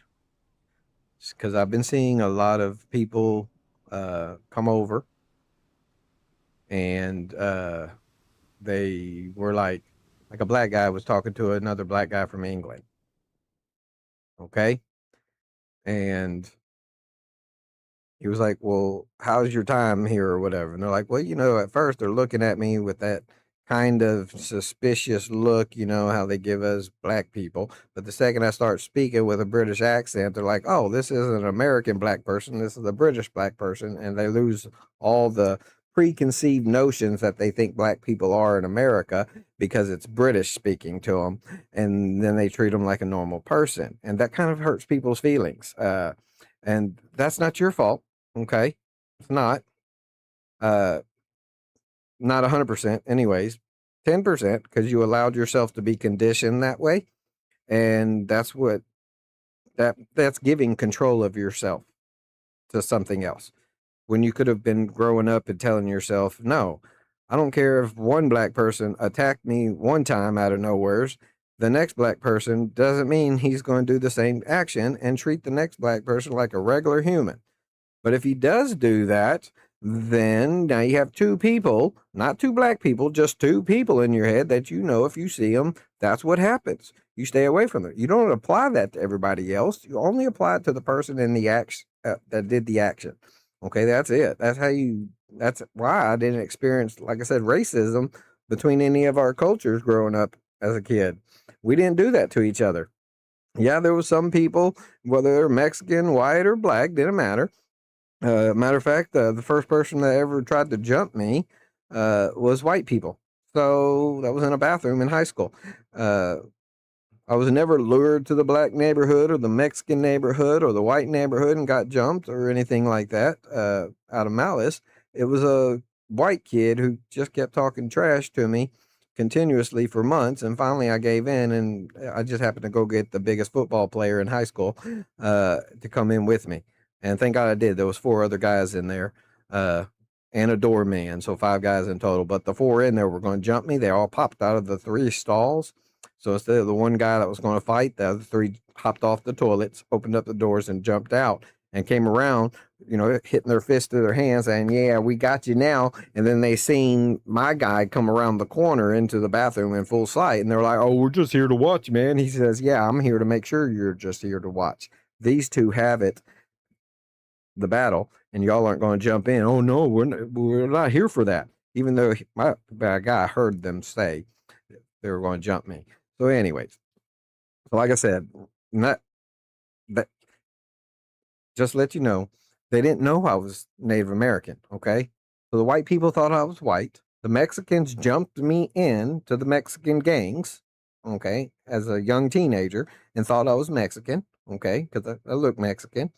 And the black people accepted me because they couldn't tell if I was Mexican, if I was white. And so even if they had some kind of racial thing going, hatred towards something, some small group, it didn't matter what group I was around.